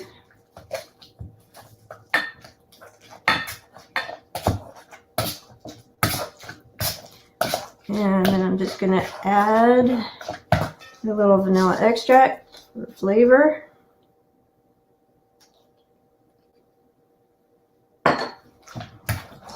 So we can mix that all up. So that banana is getting nice and mashed. And now we can just use a spoon for this. All right, so then we're going to put in the cacao powder, make it nice and chocolate. And a little date syrup. So what we're doing, we're just making this the wet ingredients. And then we're going to put the oats in. So you could use yacon syrup or maple syrup, but I just prefer the date and water. And, you know, if your banana is nice and ripe, you don't even need a sweetener in here. Unless you just want it a little sweeter. All right, so we're just going to mix that up. Get it nice and smooth. And then we're going to put the oats in. And stir it up and just let it sit for 15 minutes. That's what I would normally do. So you let the oats soak up all this yumminess before you bake it.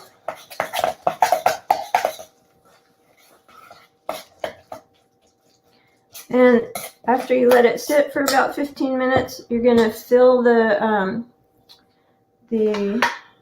muffin cups not all the way to the top, because you want room for your raspberry topping. So you can see it makes a nice chocolate cup, nice muffin. And then we're going to make the topping. So I'm using raspberries, but any berry would do. Cherries are good. Chocolate and cherry is great. Chocolate and strawberry. If you're using cherries or strawberries, you want to like slice them, dice them or something, just chop them up. Raspberries are soft enough that I'm just going to put the little raspberry, fruit sweetened raspberry jam in here, or fruit spread. And just stir that around, kind of mash the raspberries a little bit. You want some texture. You don't want to just put it in a food processor and pulverize it.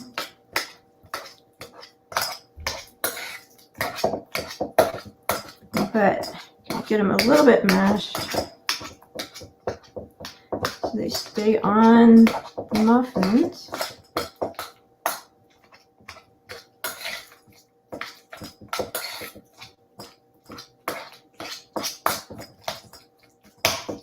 Right, and then we're just going to top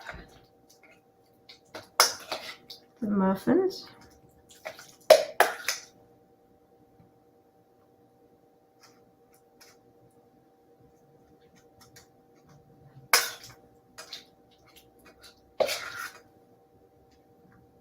So you get that sweet and tart of the berries and the deep chocolate flavor. And if that wasn't enough cacao, you could put more to your taste. The beauty of making your own food. And then we're just going to take a little bit of the cacao nibs. So the chocolate, it does have caffeine. It has a lot of vitamins, minerals, antioxidants, but also caffeine. So you don't want to use a whole lot, but you don't need a whole lot to get this deep chocolate flavor with a little bit of crunch. And we have a yummy snack or dessert, or breakfast with all of the flavor and none of the junk. So now I'm going to toss it way away to Nancy Manifold for another lovely tofu dish. Thank you, Karen. Your chocolate and raspberry muffins look so good. So my meal isn't quite as sweet as that. It's a savory dish, but I hope you'll all like it just the same. So I'm Nancy Manifold. I'm here in England, in the United Kingdom. And the recipe I'm going to do today is tofu bolognese. And the tofu gives a very nice texture and bite to the bolognese. And I quite like it. So I'll get started showing you how to cook that. So I'm going to turn this on. So what I'm going to do is put some water in the pan. And as you will have seen from Carolyn cooking, she didn't use oil. And it's the reason that we try to avoid oil is because oil is largely empty calories. So it's very easy, especially in something like a sauce. Oil gets lost. We don't even taste it. So for this, if I were to put a tablespoon of oil in there, that would be 125 calories, which is 5% of daily calorie requirements. So it's very easy to overload on the oil and get too many of your calories that way. So I put in about 1/4 cup of water and I just let it simmer away, just let it come to a little bit of a boil. And what I'm going to put in first is the trifecta of cooking, which is the carrots, the celery, and the chopped onion. So I put that in there. So the water is boiling, it's just simmering. And of course, the one thing I've forgotten is my wooden spoon. So just excuse me for a second. And of course, I can't find one there. There we go. I have a wooden spoon. And just simmer this at a medium temperature for about 5 minutes. And what will happen is the water will evaporate. And when the water evaporates, it's absolutely fine. Just add a little bit more water, scrape off the brown bits because they add to the flavor, and just keep going. So just while I'm waiting for this to simmer, I don't know if any of you saw the Exam Room podcast. It was last week's, but it was an absolute gem. And if you haven't seen it, you're in for a real treat. It was Chuck Carroll interviewing a woman called Mary Montequin. And she used a whole food plant-based diet to reverse her type 2 diabetes. And I just thought it was interesting. One of the things she said in the interview, in the podcast, is that her relationship with food was as important as her relationship with her friends and family and her relationship with her faith. And I think that the importance of food resonates with all of us. We eat many times a day, we eat throughout our lives. And she said that relationship could be a toxic one or it can be a positive one. And that's what I like to think about the show today, is all of these lovely foods, is they're lovely because they are so health giving and such a positive way to live and eat, because they are so nutritious. The foods in here, I've put 3 simple foods in here. They're dirt cheap, they're not complicated, they're easy to find, but they are so full of fiber and phytonutrients and antioxidants, and they are health giving. But if you haven't listened to that podcast, it really is fantastic. It's quite inspirational, I have to say. So I would cook this for about 5 to 10 minutes. I'm not going to do that because you don't want to sit there and watch me doing that for 5 to 10 minutes. But if I were making this without a camera on me, that's how long I would cook it for. So what I'm going to add to this now, I have to be careful what I do because I did a Zoom class last week and I was paying attention to the camera and I looked down and I realized that I was chopping vegetables on my mouse tracker pad. So I have to focus so I don't do that again. And here I have, so what I'm going to add to my lightly sauteed vegetables is dried basil, dried oregano, a little bit of salt, don't need too much, chopped garlic, and some chili flakes. Chili flakes is a very personal taste. I don't like terribly spicy food, so I kept that to a minimum, but it does give a nice depth of flavor. So if you're happy with chili flakes at all, then try it because it does add to the recipe quite nicely. So I'm mixing that in, and what I'm doing, I'm going to turn this down.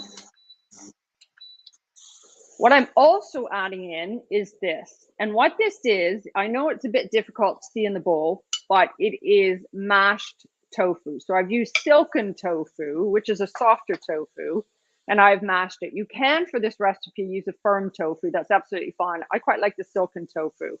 And it comes in a Tetra Pak like this. If you can get tofu that is set in calcium, that's what I would suggest, because if it's set in calcium, then it is a fantastic nutritional source of calcium, the tofu. So I'm mixing that in, and I am putting in 3 tins of chopped tomatoes. It's a 400-gram tin, which translates to a 15-ounce tin. Now, I say I'm only putting 3 in because I have, in fact, halved this recipe. All my kids have left home, and they are big kids, so they are good eaters. And because they've left home, I don't want to over cater for myself and my husband. So I have halved the recipe. So that's 3 tins. It is absolutely extraordinary how much grown children can eat. All the food that you rely on in the fridge is all of a sudden not there when you go to make a meal. So there we go. So I've mixed that all in. And the pièce de résistance, I have to say, is 2 things, which gives this a nice depth of flavor. It's the maple syrup. And I'm putting 2 tablespoons in that. And what the sugar does is it cuts through the acidity of the tomatoes quite nicely. And it gives a richness to the tomatoes. And then the other ingredient is soy sauce. I'm sure you could quite happily use liquid aminos. I've never made it with liquid aminos, but I'm sure that would be quite nice as well. There we go. So 2 tablespoons of the soy sauce. As I say, I have halved the recipe from what it says in the recipe booklet. So I think that is everything. I haven't forgotten anything. So it is an incredibly, and I'm just simmering it. It's a really quick recipe to put together. The time in this recipe is after, but you don't need to do anything to it. So for this sauce to deepen and thicken, it cooks with the lid on, simmers, just gently simmering with the lid on for 45 minutes, and then take the lid off and continue to simmer it for 30 minutes, and it will thicken up nicely. So it does take a little bit of time. It takes a bit of planning ahead, but cooking the recipe itself takes about 10 minutes.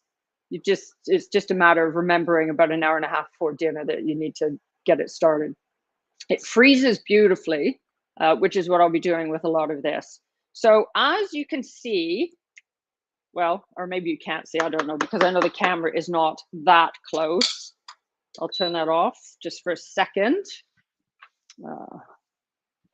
As you can see here, the color of it is still a fairly light orange color, tomato color, red orange.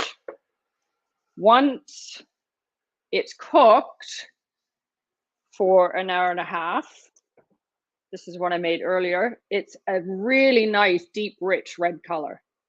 And it tastes as nice as it looks.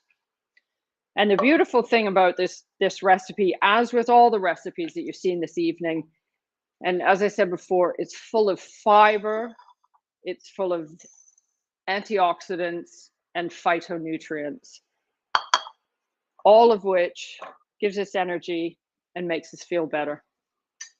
They're fantastic foods, I have to say. So I have some cooked whole wheat pasta here. I have to make sure I don't tilt it too much or it'll end up on the floor, so it won't look like much if I do that. Putting on a couple of scoops of that. No added oil. Sprinkle on a little bit of fresh cut basil if you like.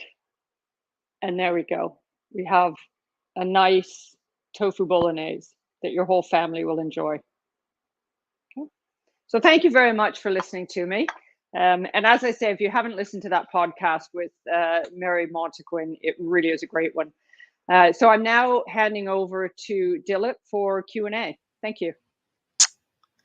Well, thank you.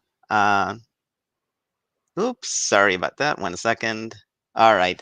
Thanks, Nancy, for an excellent presentation coming across the pond in United Kingdom. So I'm going to bring most of the cooks are here for questions. So let me bring them in. Let me, I shouldn't have removed you, Nancy, to start with. So there's Nancy. Hi, Nancy, again. Hi.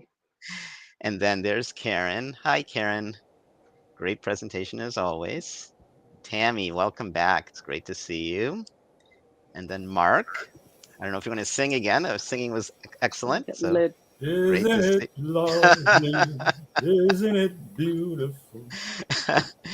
And then there's Cody with Sans, the two lovely girls, lovely children, but it's great to have you, Cody.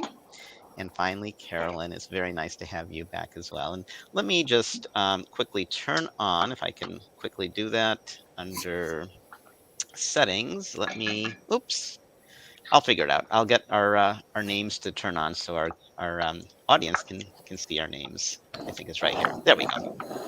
So it was a great show, and I hope that our audience was inspired with lots of lovely foods. In our society, sometimes we think of lovely from a very physical point of view. What's lovely looking? And I think that's part of it. I think creating food plates, and in my segment, I talked about before we eat with our eyes first. I think, Carolyn, I learned that phrase from you. We eat with our eyes first, and then it smells.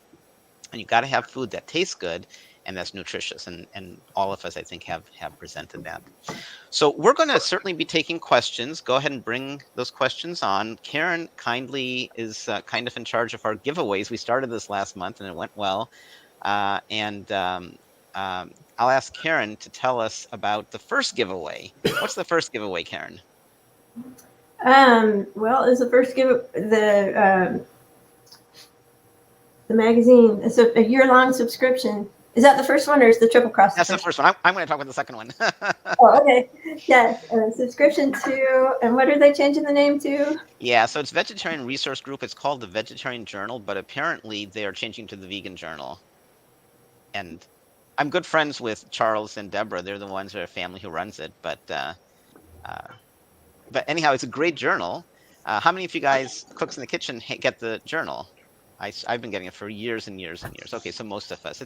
It's very much to the point. They have, I want to talk to you, Cody, sometime about this. They actually have a 13-year-old intern, and I have some ideas I want to share with you. I think you can figure out my idea. And so we're giving away a year subscription, and thanks to Vegetarian Resource Group for donating that. And then, how many of you guys here or in the studio audience have ever had a triple cross tangerine? Raise your hand. I wonder where you got it from. No. I know. Me. Pick me. Nancy, unfortunately, you're in the UK. I can't get you any triple cross, but triple cross is, to use your phrase, the piece de resistance. It is to die for. If you like citrus at all, this is the queen, the king, the prince, the princess, the godmother, the godfather. It's the piece of citrus. It's kind of oblong. I should grab one to show you guys. It's kind of flattened, and it's consistently sweet with just the right amount of tart, very few seeds. It's organic, and I go through almost a case a week when it's in season. I'm on my way after the show to stop at the co-op, and I've reserved 3 cases. I'm thinking of maybe picking up a 4th case, so to share. Only one of the cases is for me. So those are the things that we're giving away. And so, so Karen, will you start making a list? There's a question that came in from our good friend Jeannie. I met you recently, and it was a delight to meet you, Jeannie. So Jeannie Hannon, is there another way to cook the cauliflower roast if you don't have a Dutch oven? So how about that one, Susanna? And Susanna's not back yet, looks like. Okay. So we'll hang on to that question. Hopefully Susanna will be back. And if not, I have some ideas about that. Kathy Sabo, a longtime watcher. I'm glad to see you, Kathy, on the show again. Question, what do each of the chefs find is the most difficult thing to cook? And since I have the floor at the moment, I might pass on that because I'm bad at many things, but I'm pretty good at figuring out ways to cook things. And so I guess I'll answer it this way. Kohlrabi, I'm not a fan of. I don't like the taste of kohlrabi. And so I've cooked it various different ways. I've steamed it, I've roasted it. I've not had I'll say kohl. Tammy, why don't you? Okay, well, for me, I was just thinking, it's winter time in most of the United States, and everybody's got, their it's soup season and stew season, and here I just put a something on because it is like 65 here and everybody's freezing here in Arizona when it's under 70 degrees. We just don't handle the cold very well. So I was actually thinking, a lot of people, especially in areas of the South, love gumbo. And with gumbo comes okra. I am not an okra fan. I don't know how to cook it. It gets slimy. It gets gross. I just am not a fan. So that okra I find very difficult to work with to get it to the right texture so that it doesn't, just like anything, if you prepare it right, it can be wonderful, but if it goes wrong, it's really bad. And then you're always, stuck with that memory, that culinary memory in your mind. I remember okra as a kid, and it's just got to go no for me. It's just one of those things. That's mine. That's my answer. Tammy, when are you coming over for dinner? All right, Dylan, if you're going to show me how, Anytime, 24/7. I once had a friend show up at my house at 3 in the morning. The first question was, have you had dinner? And he hadn't. And his girlfriend and I made dinner at 3 in the morning. No problem. Oh, wow. Come on over. Karen, how would you answer that question? Sorry, my dog's barking. You're an expert in ingredients. This will be a hard one for you. What's the hardest ingredient for you to cook? Well, meat. Does it have No, that's not a fair answer. That is, it's hard. It's a hard question. Let's come back to you. Raise your hand if you have an answer. We'll just take one more because there's other questions. Cody, how would you answer that? Okay, so I grew up disliking beets. And we used to have a big vegetable garden when I was growing up, and my parents loved to harvest beets and can them and everything. But I hated the process of it.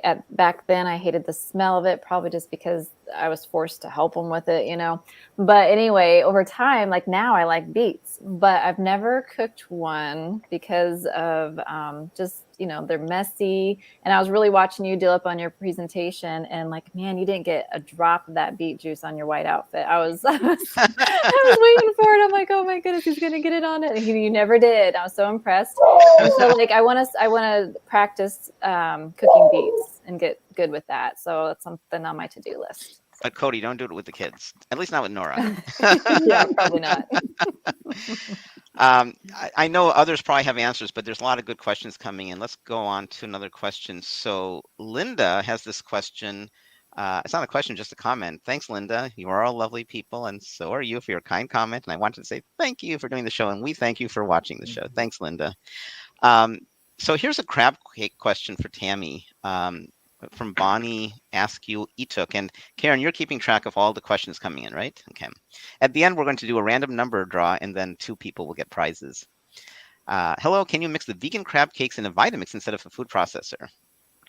So this is an excellent question, and this has come up, believe it or not. So I do have more than one Vitamix, and I have more than one food processor. But I guess the tricky part is if you don't have a food processor, rather than use a Vitamix, because a Vitamix really is going to puree that and it's going to get over processed. And so you want to have some texture, some of that flaky texture from the artichoke hearts, and some of that texture from the garbanzo beans. And so otherwise you run the risk of over processing it in the Vitamix, whereas in a food processor or by hand, you can use a potato masher, you can use the back of a fork or anything like that that is going to really break those up. A food processor on that pulse will give you the processing without over processing, because otherwise you're just going to wind up with like sludge, and that's not going to be good. And Tammy, why don't you keep going? So Terry Preston asks, for the crab cakes, when you showed the kelp type seasoning, is that in addition to the recipe or instead of the nori? Yeah, so you can make it with either. I happen to have some here. So this is what I used. This is organic toasted sushi nori. And, you know, you can use kelp, which is also organic that I have. You can use dulse flakes.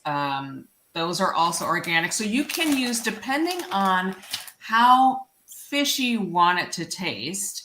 I've never eaten crab before I was a whole food vegan. So I understand that crab isn't extremely fishy in taste. So depending on how much of that fishy taste you want would depend if you use just the nori sheets, or if you want to use kelp, or if you want to use dulse. So they're kind of interchangeable. So you can use one or a combination of just to your own taste, to your own kind of fishy preference. Okay, another great question. Thanks. These are great questions coming in. I have a list of questions. We may not get to my questions. We'll try to get to at least a few of mine. But Paula Proctor, thanks for your question. How or where do you get the recipes? Do you just make them up, or recipe book? I'll quickly answer. I make mine up. I love making recipes up. I don't shop a lot, but I shop for food. I love shopping for food. And when I'm in the store, my eyes are like this. And I say, oh, this is an ingredient I haven't had. Or remember, Carolyn, last week I found this new kind of, what was it? When a date, it was a fig, I think. And I said, because I know you know a lot about figs. And so I'm all about ingredients. And my brain goes, I'm bad at many things, but I'm pretty good at figuring out how foods combine. So I make it up, Paula. Would one other person like to answer that? Mark, you haven't said much yet. Can you share how you make up your recipes? Do you make them up, or do you use existing recipes? All the above, right? Sometimes I make them up. Sometimes I find them online. The majority of the recipes, if I do find something online, I alter it because most whole food plant-based recipes or vegan recipes, however you want to phrase it, or what type of recipe we're looking at, uses oil or uses nuts. I never use oil. Never. I really try to avoid nuts just because of the fat content. So for example, the buffalo chicken dip I made today, the original recipe called for cashew nuts, and I swapped it out with white beans. So one of the things we've talked about, I think Dilip, you said this probably in one of our very first shows about recipes being a guide. That's what I use the recipes for. I generally don't like a recipe when I see it the first time. I always got to tweak it a little bit. So don't be afraid to tweak it to your liking and to your, if there's something in it, don't, leave it out, like with my buffalo chicken recipe, if you don't want it to taste chickeny, leave the poultry seasoning out. That's, at the end of the day, what really flavors any dish, it's all the seasonings, by and large. Meat, it's funny because you see all these seasonings and all these recipes. I was just watching a cooking show on PBS earlier, prior to show today, and they were making this chicken recipe, and all the ingredients and all the spices they put in it. Well, is meat supposed to taste that good? Why you put all those spices in it, right? At the end of the day, it's the spices. So add, subtract, multiply, divide it, whatever's going to work for you. Yeah, I love spicy foods. My wife likes hot, spicy foods. So some of you may not like spicy at all, and reduce the spices and reduce the salt. I think Carolyn, you were talking, or somebody was talking about salt and about leaving salt out or reducing the salt. Go for it. Yeah, I'd like to mention we had a show. I can't remember what month it was, and maybe if one of you sees it, you can post it in the discussion on spices and seasonings. It was a very good show. So we had quite a few recipes. Just to remind you that all of these recipes are available. I mean, every month we have like 30, 40 pages. I think this month is 42 pages, and they're free. SoManyCooks.com/shows. You can go to any month, and so today's will be available in a day or two where you can click on it. Of course, you guys have the link, and so take advantage of it. It's free. It's like a free book every month. Janice, I don't know if we've taken her questions yet, so let's add her because you're a regular, and welcome back, Janice, to our show. So is it more difficult, and this is going to be a question for Nancy, but I want to make a comment. Ask me. I'm going to in just a second, but I want to say something. So is it more difficult to find vegan-friendly ingredients in the UK? And before we go on to Nancy's expertise, I did want to mention there are amazing websites. A good friend of mine, Dennis Biomi in Canada, he puts together a thing called Veg Dining. And he has information about vegan, vegetarian-friendly restaurants around the world. And then Happy Cow, I think, is the one that's the big one. It's the most popular one, I think. I've been vegan for like 25 years, and I used to travel a lot for IBM, and I would always use sites like that when a lot of people didn't know what the internet was. I was in on the web long before many people knew what it was, and so I would use these resources. But Nancy, why don't you share what the vegan scene is like in the UK? It's pretty hot. It was bigger there than the United States. So yes, thank you. Oh, I don't know if I have the volume too high. Thank you, Janice. No, it's great. So I'm Canadian. So I'm not American. I'm Canadian, living in the UK. So I can comment on those two. And I imagine Canada is similar to the United States, but the UK is very vegan forward, I have to say. And I think it's known internationally, along with Germany, to be one of the two top countries to get vegan food. And it's the same in vegan restaurants. I have had no problems whatsoever getting meals in vegan restaurants. I went into a steakhouse once with other members of my family or friends, and they made me a salad. So in the UK, we're very lucky. We have a lot of vegan-friendly options in the supermarkets. And in fact, we have Veganuary, which you have probably heard about, and it's a campaign in January to get as many people as possible to go vegan. And they just released their numbers for this year for Veganuary, and almost 700,000 people did it, signed up, did it, at least tried it. And that's 1% of the population here. So I think in the UK, we are very, very lucky. And of course, the joke is that not that COVID is a joke, but the joke related is that at the beginning of all the lockdowns and the shelves going bare in the supermarkets, the beginning of COVID, all the foods that disappeared were the vegan staples. It was the rice, it was the dried beans, cool. Toilet paper everybody uses, I have to say. All the foods were the vegan staples. So all the jokes about vegans eating expensive food that's difficult to access, and we're standing there thinking all the food that we can eat has now disappeared. So in the UK, we are very, very lucky. A long way to go, but very lucky. I have to say that there's two amazing organizations, the Vegetarian Society of the United Kingdom and the Vegan Society of the United Kingdom.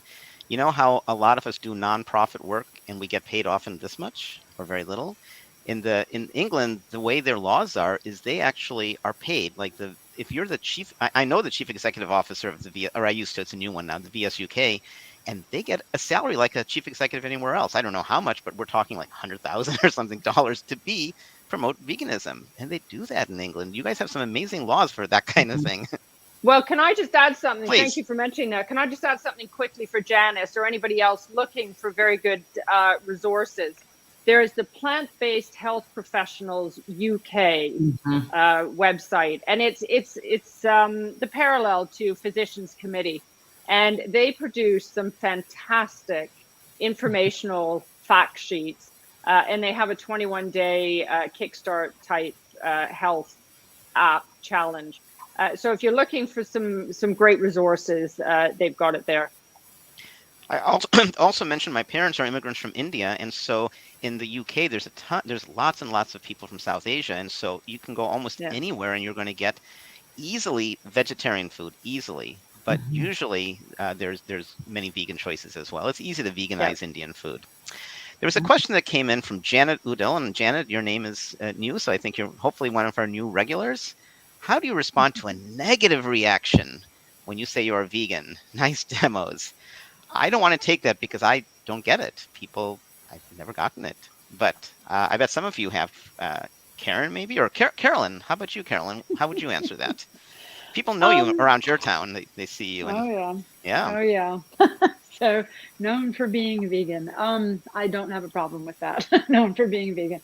I used to get negative responses. I don't feel like I get as many anymore, but the most negative responses I have gotten are, I remember in particular one, my son's, one of his good friends introduced me to his girlfriend. They came over to our house and we offered them something, I don't know, cookies or something. And my son's friend said, "Oh yeah, Scott's mom is vegan." And she laughed. And so, and I was kind of shocked by that, of getting laughed at right in my face. I didn't really know how to handle that. And I said, I'm glad that's amusing to you. But anyway, would you like some food? And she just kind of laughed and she goes, "What does it mean to be vegan? I mean, like, what do you just eat, like, grass and, and leaves and stuff?" And I said, "No, I make a lot of really good things out of vegetables and fruits and grains and beans and nuts and seeds. And, you want to try something?" And she said, "So you just don't eat anything like from an animal?" And I said, "Well, basically nothing that was cut off of or squirted out of an animal." Yeah. And she said, "Oh, okay." And she kind of had to stop and think about it for a little bit. But I was a little shocked at just getting kind of laughed at right in my face. But, mostly I just say kind of what Doug Lisle recommends. So Doug Lisle, the psychologist, has always said that one of the best ways you can handle a question about it, or somebody who says, "Oh, where do you get your protein?" Or, "Why do you eat like that?" The typical question we all get, "Where do you get your protein?" The typical response, the best response that Doug Lisle says he's ever come up with, and I really like it, I've used it several times, is, "Well, it's working for me. And as long as it works for me, I'm going to keep doing it. And, my doctor says it's working for me. My blood pressure is really low. My cholesterol is really low. I don't have any health problems. So it works for me. I'm just going to stick with it as long as it works for me." And I think that's a really good answer, I think, from Dr. Lisle. So. We still have time for more questions, and then we'll do the drawing. So last chance. In the next few minutes, we'll probably do the drawing. But I have a question for you, Karen. I can speak for half an hour about Mark, how awesome he is, Cody, how awesome you are, Tammy, any one of you, Nancy. I'm so honored to get to work with each of you. So one thing that is totally awesome about you, Karen, is you know everything everything about ingredients. And I think it would be not a shame, but I think it's very appropriate with Valentine's Day coming up to talk about, people typically think of chocolate and berries, and that's, I think, why you did that presentation. Can you talk a little bit more about cacao nibs and talk about some of the health benefits of chocolate and chocolate type of food? Yeah, so the cacao nib, like I said, is less processed than cocoa. So a lot of the enzymes are still intact. There's magnesium. Theobromine. Yeah, and phosphorus and magnesium, manganese for your bones, iron actually, and copper. Like a lot of people are taking zinc right now, and you don't want to get your zinc too high because it can get the copper out of balance. And so, but I'm not saying eat a whole lot of it because it is full of caffeine. but the less processed, the more nutritious. And it has the vitamins, minerals, antioxidants. It can make you feel blissful. It's just it's really good with the berries, and the berries have all the antioxidants too. Just a really yummy treat. You know, one thing, even before going to cacao, is people who eat chocolate, one real benefit for those who aren't vegan is to move towards dark chocolate. And I want to say at the get-go, all dark chocolate isn't vegan. So I'm not going to go to the store and buy certain thing that says dark chocolate. I'm going to read the ingredients. And the better chocolates don't have dairy. So one good reason to ditch, there's many reasons to ditch the dairy, right? Many reasons.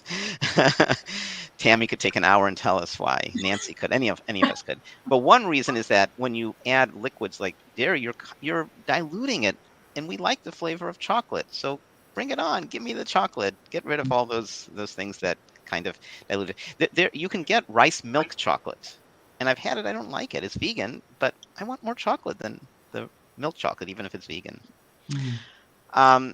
Also, I wanted to ask Carolyn, and a very important ingredient is flax, and this comes up a lot. So flax is best eaten at room temperature or cold, but yet I hear of people who cook with it. So can you take just a moment and tell us a little bit about the high-level view of flax? What is flax? Where do you get it? How do you store it? And why is it important to enjoy flax or to try to incorporate in your cooking?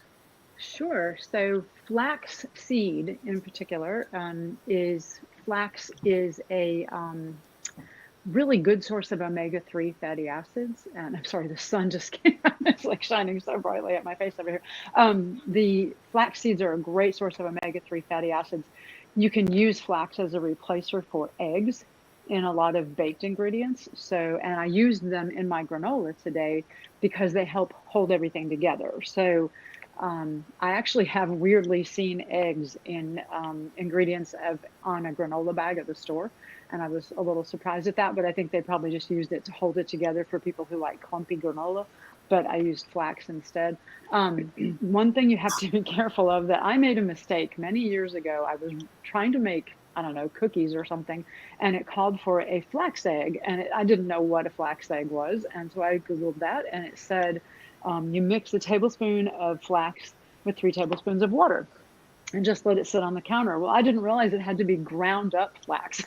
So I just had like whole flax seeds in a little bowl of water, and they just sat there and didn't do anything. And I thought, well, that's not going to work. So it turns out you have to have them ground. I figured that out like 15 years ago. So it took me, but don't make that mistake.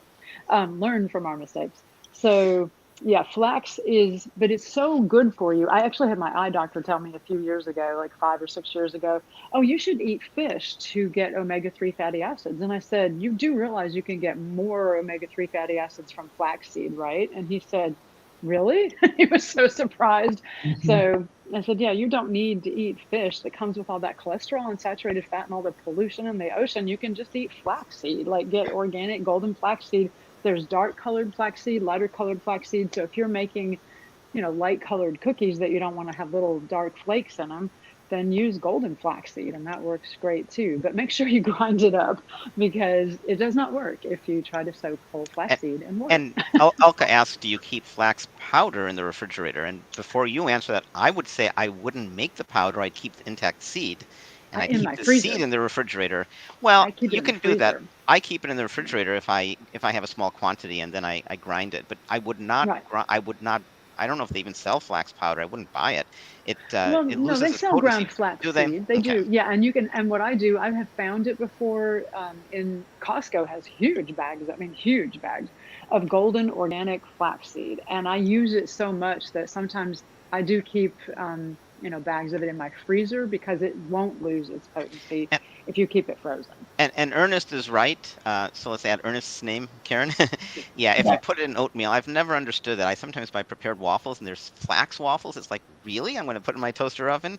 I'm getting the fiber. I'm not really getting the nutrients out of flax. That's not quite. So you're still getting some omega-3s. You are still getting some omega-3s. You're not losing all of the benefits of it. Now, it probably is better to use it in its raw state, or, I put it in my granola and baked it in the oven, but, I don't think it's losing a lot.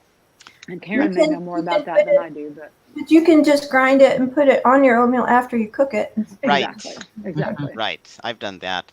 By the Right. way, a nice comment from Bernadette about Dr. Lyle. Bernadette, if you can, in the next minute or two, you have participated, but you haven't asked a question. So if you can add a question, we can throw you into the drawing. Doesn't qualify yet. It's a good observation, but not a question. So Bernadette, you have a moment or two to ask a question.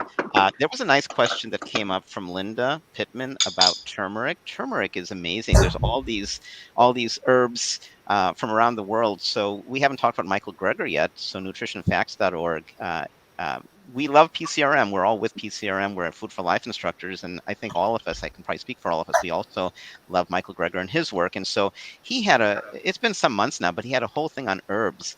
But turmeric, which is a root, is so beneficial. It's great for a poultice if you have a cut, and it's good as an anti-inflammatory. It's great in many different things. And so the question about turmeric was, how do you add it to your diet?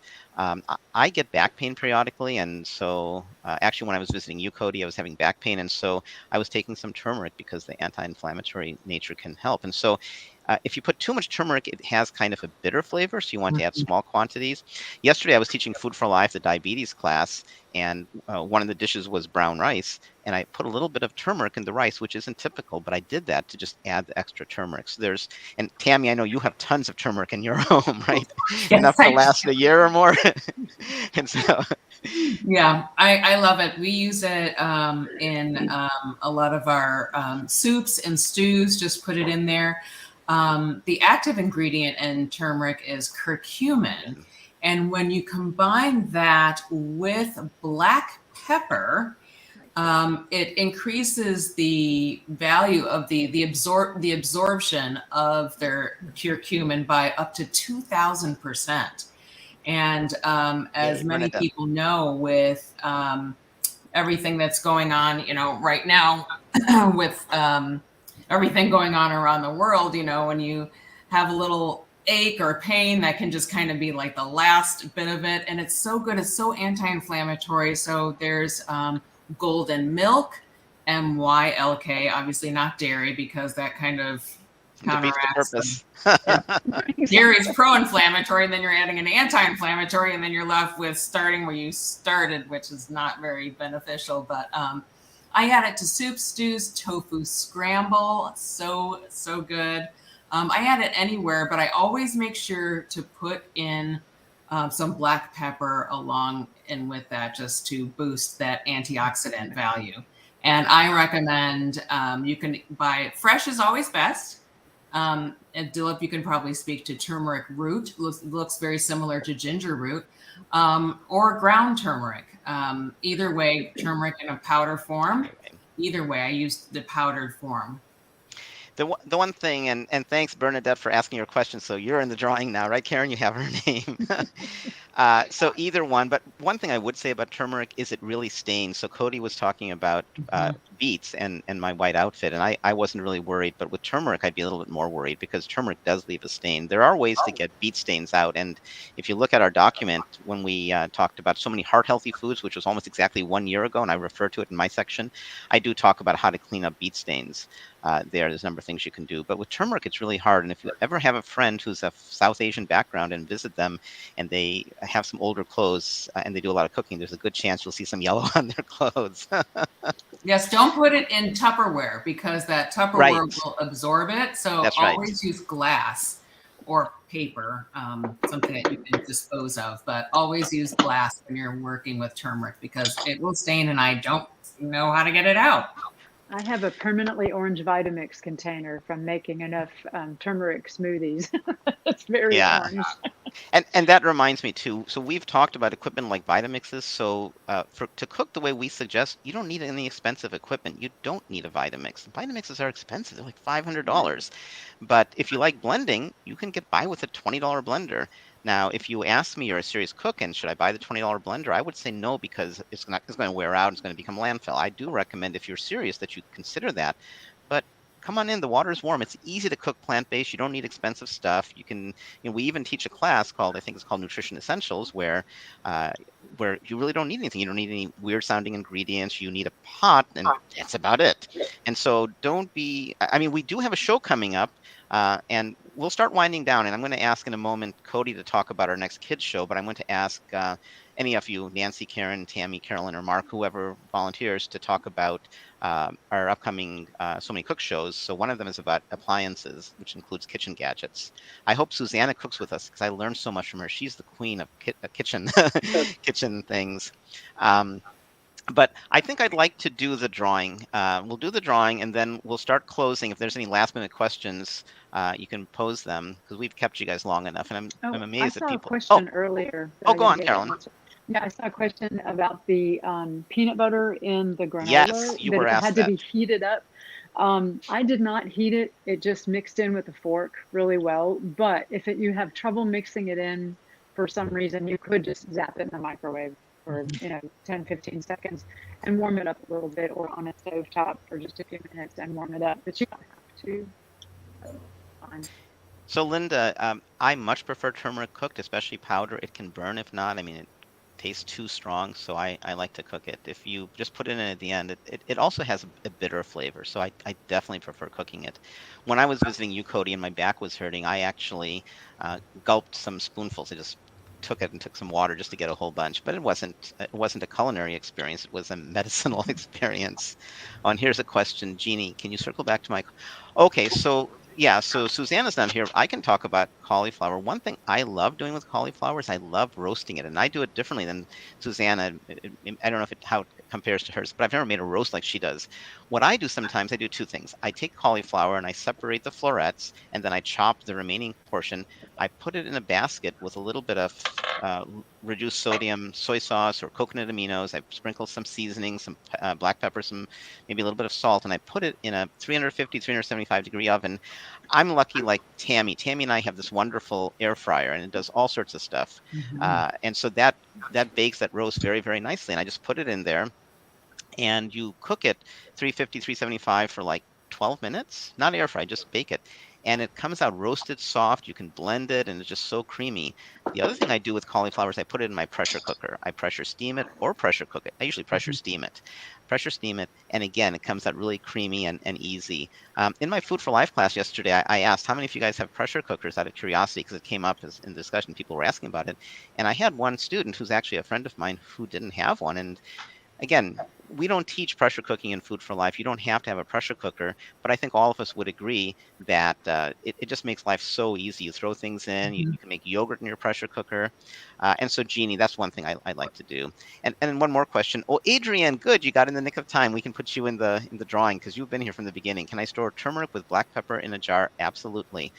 If turmeric lasts forever and it doesn't really lose its potency or its punch, you can keep it for months, years, no problem. Black pepper is different. I would not do that. I would keep intact peppercorns, and they keep forever, and then grind it freshly. The only pre-ground pepper I have is lemon pepper. Lemon pepper is nice, and the lemon keeps it pungent. But black pepper, keep the peppercorns and grind it on demand. That's what I would strongly recommend. My mom, who's passed away, she was always, wherever we lived, the center of the community for Indian cooking, and so when she died, she would keep her spices in the freezer because she would buy like turmeric 25 pounds at a time. And I cook a lot, but it would take me a long time to get through 25 pounds. So we had to empty her freezer just full of spices. So if you do have spices that, you buy it in bulk, for example, you go to an Indian store if you want to save money and you can get cheaper spices. And so then those kinds of things you will want to freeze. Let's do the drawing, and then after that we will have one of you tell us about upcoming shows, and then we'll end with Cody telling us about the kids in the kitchen, and then we'll say adieu and look forward to seeing you guys next time. But Karen, are you ready? Cody, can you give us a drum roll? I have 13. Yay! All right. You can get Nora to do a drum roll for us. Oh, she's on a walk. It's 60 degrees here in Nebraska, you guys. Wow. That's excellent. You ready for a drum roll? So what I'm going to do, in a second. So Karen, tell me the number. I'm going to use something called random.org, and I'm going to say 1 to 13. I just said generate. This number doesn't count. I'll just hit generate, and it gives me the number 9, which doesn't count. And so Karen is going to have a list, and she's not going to tell me because, for example, I've met Jeannie, right? So suppose I draw at number 8. The winner is Jeannie. That would be no fair, so forget that, right? So I want all of you guys to win. So Karen is going to make a list, and she's not going to tell me what the numbers are. Maybe number 1 is Adrian. Maybe number 2 is Bernadette. Maybe number 3 is Alka. So do you have your list of 13? So what I'm going to do is I'm going to draw a number right after Cody does the drum roll. Actually, since you're going to talk about so many kids, let's have Mark, because your singing voice gives you yeah, that's right. And then I will draw. The first winner will be for Vegetarian Resource Groups magazine. It's a great magazine. You'll get it for free for a year, and then you'll get something in the mail. Did you like this? Would you like to subscribe? And then you can pay for it if you'd like. So they're donating 1-year subscription to Vegetarian Journal, which is now called Vegan Journal. And so let me draw, and let me make a rule. If I draw the number 5, and then I do random number again, and I get 5 again, we're out. I'll draw again, okay? And the second rule I'll make, well, that's the one rule. Okay, so Mark, let's have your drum roll. And I am going to draw a number from 1 to 13. Are you guys ready? Mm-hmm. The number is 8. 8. Who's the winner? Who gets the magazine subscription? Janet Udell. Janet Udall, and you're one of our new viewers. Welcome, Janet, and I'm glad you won. Janet, if you could send an email to Karen@SoManyCooks.com. Send an email to Karen@SoManyCooks.com, and she will need your full name and your address. And then what she will do is she'll forward it to Vegetarian Resource Group, and they'll mail you in an envelope the existing issue, and then you'll get future issues. So, Karen, if you can just send a quick okay, you got it, so we know that you're here and you know that you won. So please post, say yep. And then that's a great prize. But you know what's an even better prize? Okay, what's an even better prize? So hopefully Janet's here. Is Triple Cross. And I should get some from I have a bunch in my refrigerator. I'm running low because I have to shop. I'm about to shop. So Triple Cross is to die for. If Nancy, something, and you're not eligible because you're one of our cooks. There's Janet. Great. So Nancy, if there's anything amiss with one of your kids or something, you eat a Triple Cross, they're going to win the Nobel Prize. Tammy, you do this Nurses Network NNN with Cody, and if you expect 20 people, 50 people, 100 people, you eat the Triple Cross, you're going to get 10,000 people. Carolyn, if you in Alabama, well, you've had Triple Cross. If anything's amiss, like people aren't buying the Dr. Strickland burger or whatever, right? The Dr. Strickland bowl, and you eat a Triple Cross, the restaurant's going to be flooded with requests, and on and on. So Triple Cross just changes your life. Just amazing things happen. Am I right? No promises, but Mark, let's have a double drum roll for a box. I'll make as big a box as I can of Triple Cross.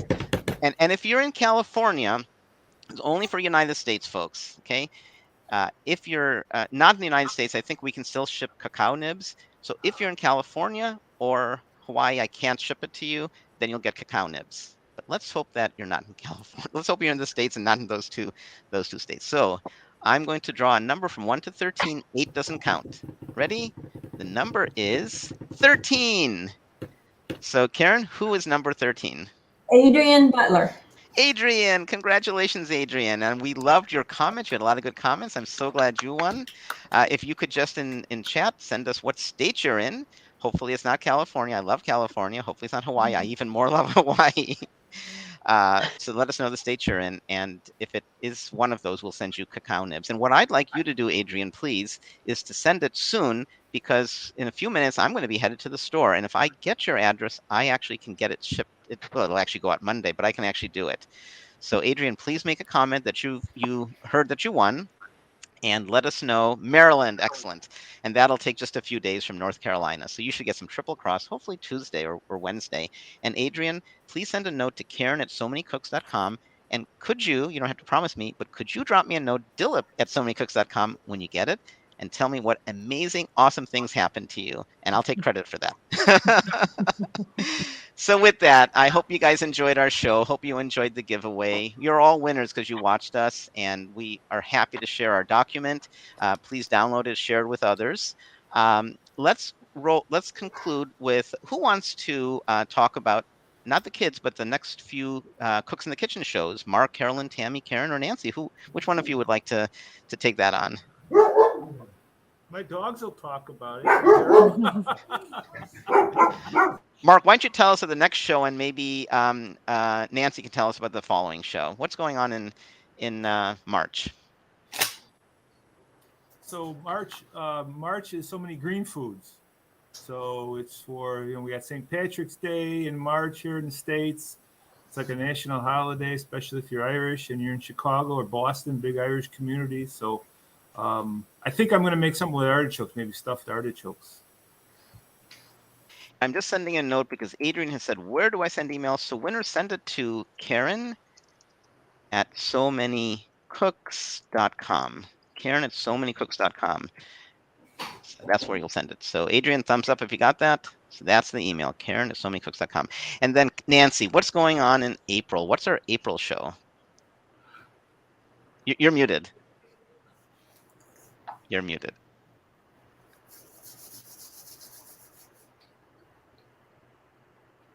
Thanks, Adrian. Tammy, can you tell us about the April show? Because Nancy seems to be. Oh, there she is. Oh, well, sorry, my AirPods died, so I ended up muted. So in April, we have so many appliances. So that would be good fun, I have to say.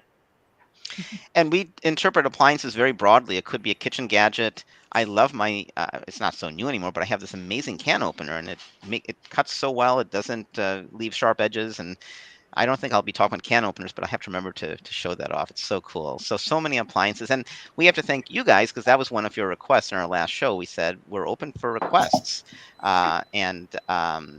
And so if you ever have any more requests, just post them on our page. And then finally, let's end. I know there's some more questions coming in, and I have questions, but it's getting late. So I have tons of questions, but I think we should probably move on. So Cody, would you mind closing our show and telling us about first of all, we never talked about what is Food for Life. So maybe you could also quickly tell us what is Food for Life, encourage people to look into Food for Life classes, and then please end on telling us what our next kids show is. What is that, and what's the next show about?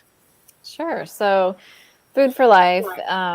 So all of us have been selected through a rigorous application process over the past, let's see, I don't remember how many years Food for Life has been going on. Do you remember, Dilip? I think 20. Yeah. Is it 20? Yeah. And so I think there's like over 300 of us worldwide. About 300. Yeah. And so it's an honor to be a part of this group, and especially with so many cooks in the kitchen. But we teach whole food, plant-based cooking and nutrition classes, and they're not only in person, but they're also online. And you can search for a Food for Life instructor in your area. If you go to PCRM.com, I think it's like /Food for Life. You can just search it in the bar, or we can put it in the chat here. It's fflclasses.org. Okay. So, but yeah, you can find somebody local for you. But I mean, you don't have to. And a lot of us are just very passionate about whole food, plant-based, and for health reasons, also for animal and the planet. There's so many reasons to go whole food, plant-based. And yeah, we're excited to share our classes with everybody and invite friends and family. And let's see. So the kids we have coming up next weekend. So I got my 3 daughters. So you saw 2 of them. Ava's my oldest, and I have my youngest, Nora, and then I have a middle daughter named Ella. And so my 3 daughters, and Dilip's daughter, Anu, and then Ella's daughter and son, Mia and Max, are also part of this So Many Kids in the Kitchen. So next Saturday, the 12th, and I think it's 3:30 Eastern time is what we're looking at. And it's foods that we love. So the kids are working on their recipes as, this weekend. I know Ava's got hers figured out. I can't wait for everybody to watch it. So share it with anybody that, loves to cook. And these kids basically come up with these recipes on their own. It's just amazing how creative they get with them. So we hope you guys can join us. The question came up, Cody, while you were talking about when the next training is, and we haven't heard. I know the last training was virtual, and it went from, I think, October through December, and it was done virtually. And so we have a whole bunch of new instructors. I'm always excited to find new instructors because I learned so much from all of them. I'm just amazed that I was selected to be one of them, because looking at you guys, for example, are just so awesome. I learned so much from you. So thank you, everybody, for joining the show. Please watch the kids next week, and then join us again for our shows in March and April. And pretty soon we'll schedule a May show as well. So keep the questions coming by posting them, and keep on eating that wonderful whole food, plant-based foods. And if you're not yet vegan, but you're moving that direction, big thumbs up for you. And if you're vegan and you have more to go in terms of being whole food, plant-based, thumbs up to you too. Take care, everybody. Does anybody have any other buys or I guess that's it. Bye, everybody. Bye-bye. Thank you. Thanks. Bye-bye.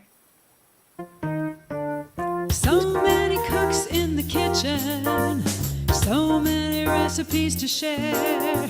So many cooks in the kitchen with meals for you to prepare. We've got fruits and grains, veggies and beans, more healthy food than you've ever seen. So many cooks in the kitchen, plant-based meals to prepare. So many cooks in the kitchen with ideas we're happy to share.